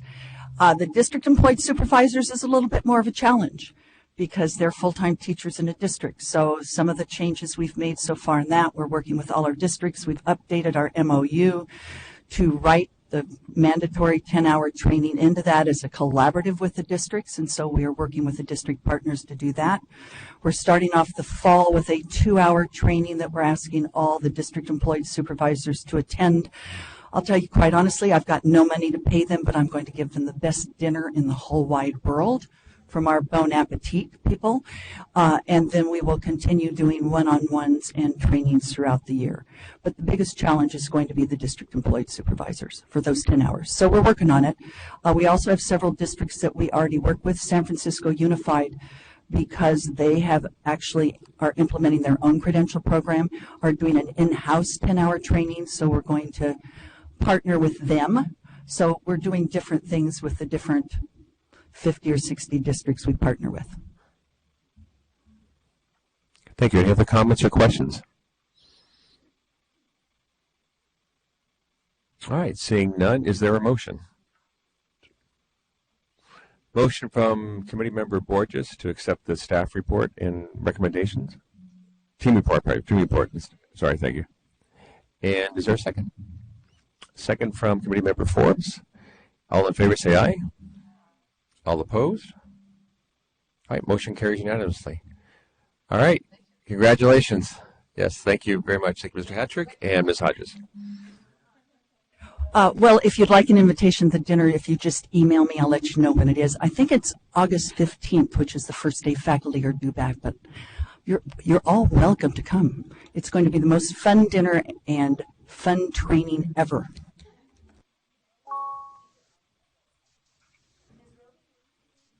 Thank you. The site visit to Montebello Unified School District occurred on March the 5th through the 7th in 2018, and we met at the district office. If you don't know where Montebello is, it's about in the San Gabriel Valley, about 10 miles straight east of Los Angeles. You can see the skyline from there. Montebello Unified School District sponsors a single program, a teacher induction program, and they serve both general education with the recent addition of a special education cohort group. The site visit team consisted of one program sampling person, one common standard team member, and the team lead, Carrie Tillery. The visit had a few special challenges regarding access to implementation documents and the retirement of the program director, which occurred 4 days prior to our visit. These challenges are addressed in the report, so I'll let Carrie provide you with details. But I'd like to say that the school district really did step up to the plate at the visit to help us out. So, Carrie? Hello. The Montebello visit occurred from March 5th through March 7th, as Gay specified, but the work really began with the program assessment in 2015 and the Common Standards Review in 2017. Feedback on both sets of standards was sent to the program, specifying areas of concern, gaps of information, and evidence to be reviewed at the site visit. The program worked with reviewers of the program assessment until all program standards were preliminarily aligned, but aligned to the previous set of program standards. New induction program standards were to be implemented as of fall 2017. The feedback for the Common Standards Review fell predominantly under Common Standard 1, Institutional Infrastructure to Support Education Prep, and 4, Continuous Improvement. Despite the best efforts of the state consultant and myself as team lead to attain the evidence needed for the site visit review, much of what was needed was not available to the team until as late as the site visit itself. The sample documents from the program assessment and common standards were posted on the website, but completed evidence pieces from meetings, monitoring structures, and candidate work products were not posted or were not accessible to the team in a timely manner. Further hampering the information gap was the program director's retirement 4 days prior to the site visit. An administrative director from special education, the department filled in and attempted to get information for the review team. But the most beneficial help came from 2 teachers on special assignment. Both of them are sitting beside me, who stepped out of their mentor role and worked tirelessly to find requested program evidence. It should be noted that these ladies had no responsibility in administering the program prior to the site visit. Another factor that limited preparation for the site visit was a lack of district-level involvement. Montebello USD has experienced a higher than normal number of administrative changes in the last few years, which at times hampered the reporting and support structure for the induction program. At the site visit, interviews and review of hard copy documents were completed, thanks again to the hard work of the Director of Special Education and the teachers on special assignment. Sufficient numbers of stakeholders were interviewed, while TOSA found documents needed for the team throughout the visit. Due to their diligence and perseverance, adequate information was gathered to determine findings to make an accreditation recommendation. Thus, after careful and deliberate collaboration among the team members, the following recommendations are provided to the Committee on Accreditation in regards to the Montebello Unified School District's Teacher Induction Program. For program standards 1, 2, 4, and 5 are met. Program standards 3 and 6 are met with concern. Program Standard 3, which is designing and implementing individual learning plans within the mentoring system, was deemed met with concern because there was no evidence that the program has made the required transition to the new induction program standards. Candidates are still expected to complete a somewhat lockstep formative assessment program. The program needs to move to an individualized candidate-driven program design as outlined on the individual induction plan. The team determined this standard was met with concern rather than not met because the candidates in the program received quality mentoring and support from the TOSA, the Teachers on Special Assignment. The team determined that candidates were completing the induction program with the necessary knowledge and skills of a clear credential holder, although the program design needs to be updated. Program Standard 6, which is program responsibilities for assuring quality of program services, was deemed met with concern for several reasons. First, there was little evidence of a coherent system of support for the induction program. Second, there was no evidence of program monitoring of mentor hours spent with candidates. And finally, the teachers on special assignment were not given feedback on their work with candidates. For Common Standards 2, 3, and 5 are met. Common Standards 1 and 4 are not met. Common Standard 1, institutional infrastructure to support educator prep, was not met because the team was unable to find evidence that the institution or unit leadership provided a structure of support to ensure implementation of the induction program. Because there were many changes in leadership leading up to the visit that impacted induction, the team could find no one person that had a strong institutional knowledge about program operations, and little to no evidence of unit level monitoring was found. For Common Standard 4, continuous improvement, this standard was not met because the team could find no evidence of any type of data collection or analysis to inform the unit concerning the adequacy of teacher induction operations and program effectiveness. Again, there appeared to be little communication between the induction program and the unit leadership in regards to improvement of services and teacher training. In summary, due to the inability to access information in a timely manner and significant personnel changes prior to the visit, the site visit team grappled with how to best support the program through the site visit and follow-up year. The newly confirmed superintendent, promoted just recently from interim superintendent, has expressed a strong desire to maintain and strengthen the program and is perfectly poised to make meaningful future changes and lead the district in providing a program in complete compliance with all CTC standards.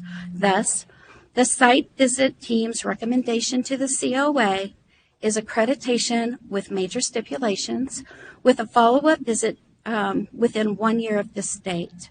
We feel a site visit is needed to ascertain that changes have been made both in program design to meet the 2015 program standards and in district leadership and reporting structures to ensure The teacher induction program is embedded into the district's vision and goals for its new teachers.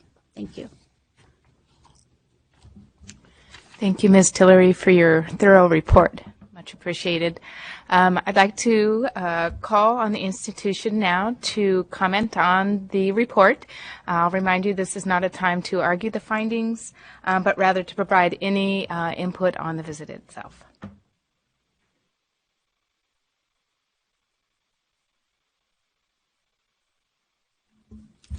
On behalf of the Montebello Unified School District, I'd like to thank the visiting team for the days that they were there, also for providing the input that was very beneficial as we continue working on our transition. As was mentioned by our colleague, Montebello Unified School District is undergoing transformational change. A lot of administrators have since moved on, and so we are going through a transition, not only in the induction arena, but in multiple departments. I am a strong believer of the mentoring coaching program, having previously worked with some of my BITSA colleagues. Coming to Montebello Unified, that's one of the things that I shared with them in terms of being able to look at the ILPs, looking at a certain standard, a high standard of which we want our teachers to attain. Prior to being the appointed superintendent, I did have the opportunity and the honor to serve as the assistant superintendent of educational service, and it was through that area that we were very much interested in continuing to support the teachers who currently serve our students, and we very much had the interest to support students in our special education department, teachers who needed that support, who needed not only the support perhaps if they were a new teacher, but also teachers who were coming in as a clear credential. We did make use of our fiscal resources.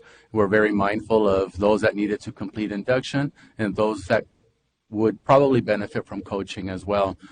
As the current superintendent and as was mentioned, I'm very much in support of the induction program. We will be aligning our fiscal and our human resources to make sure that we address the areas of concern that were mentioned to you this afternoon.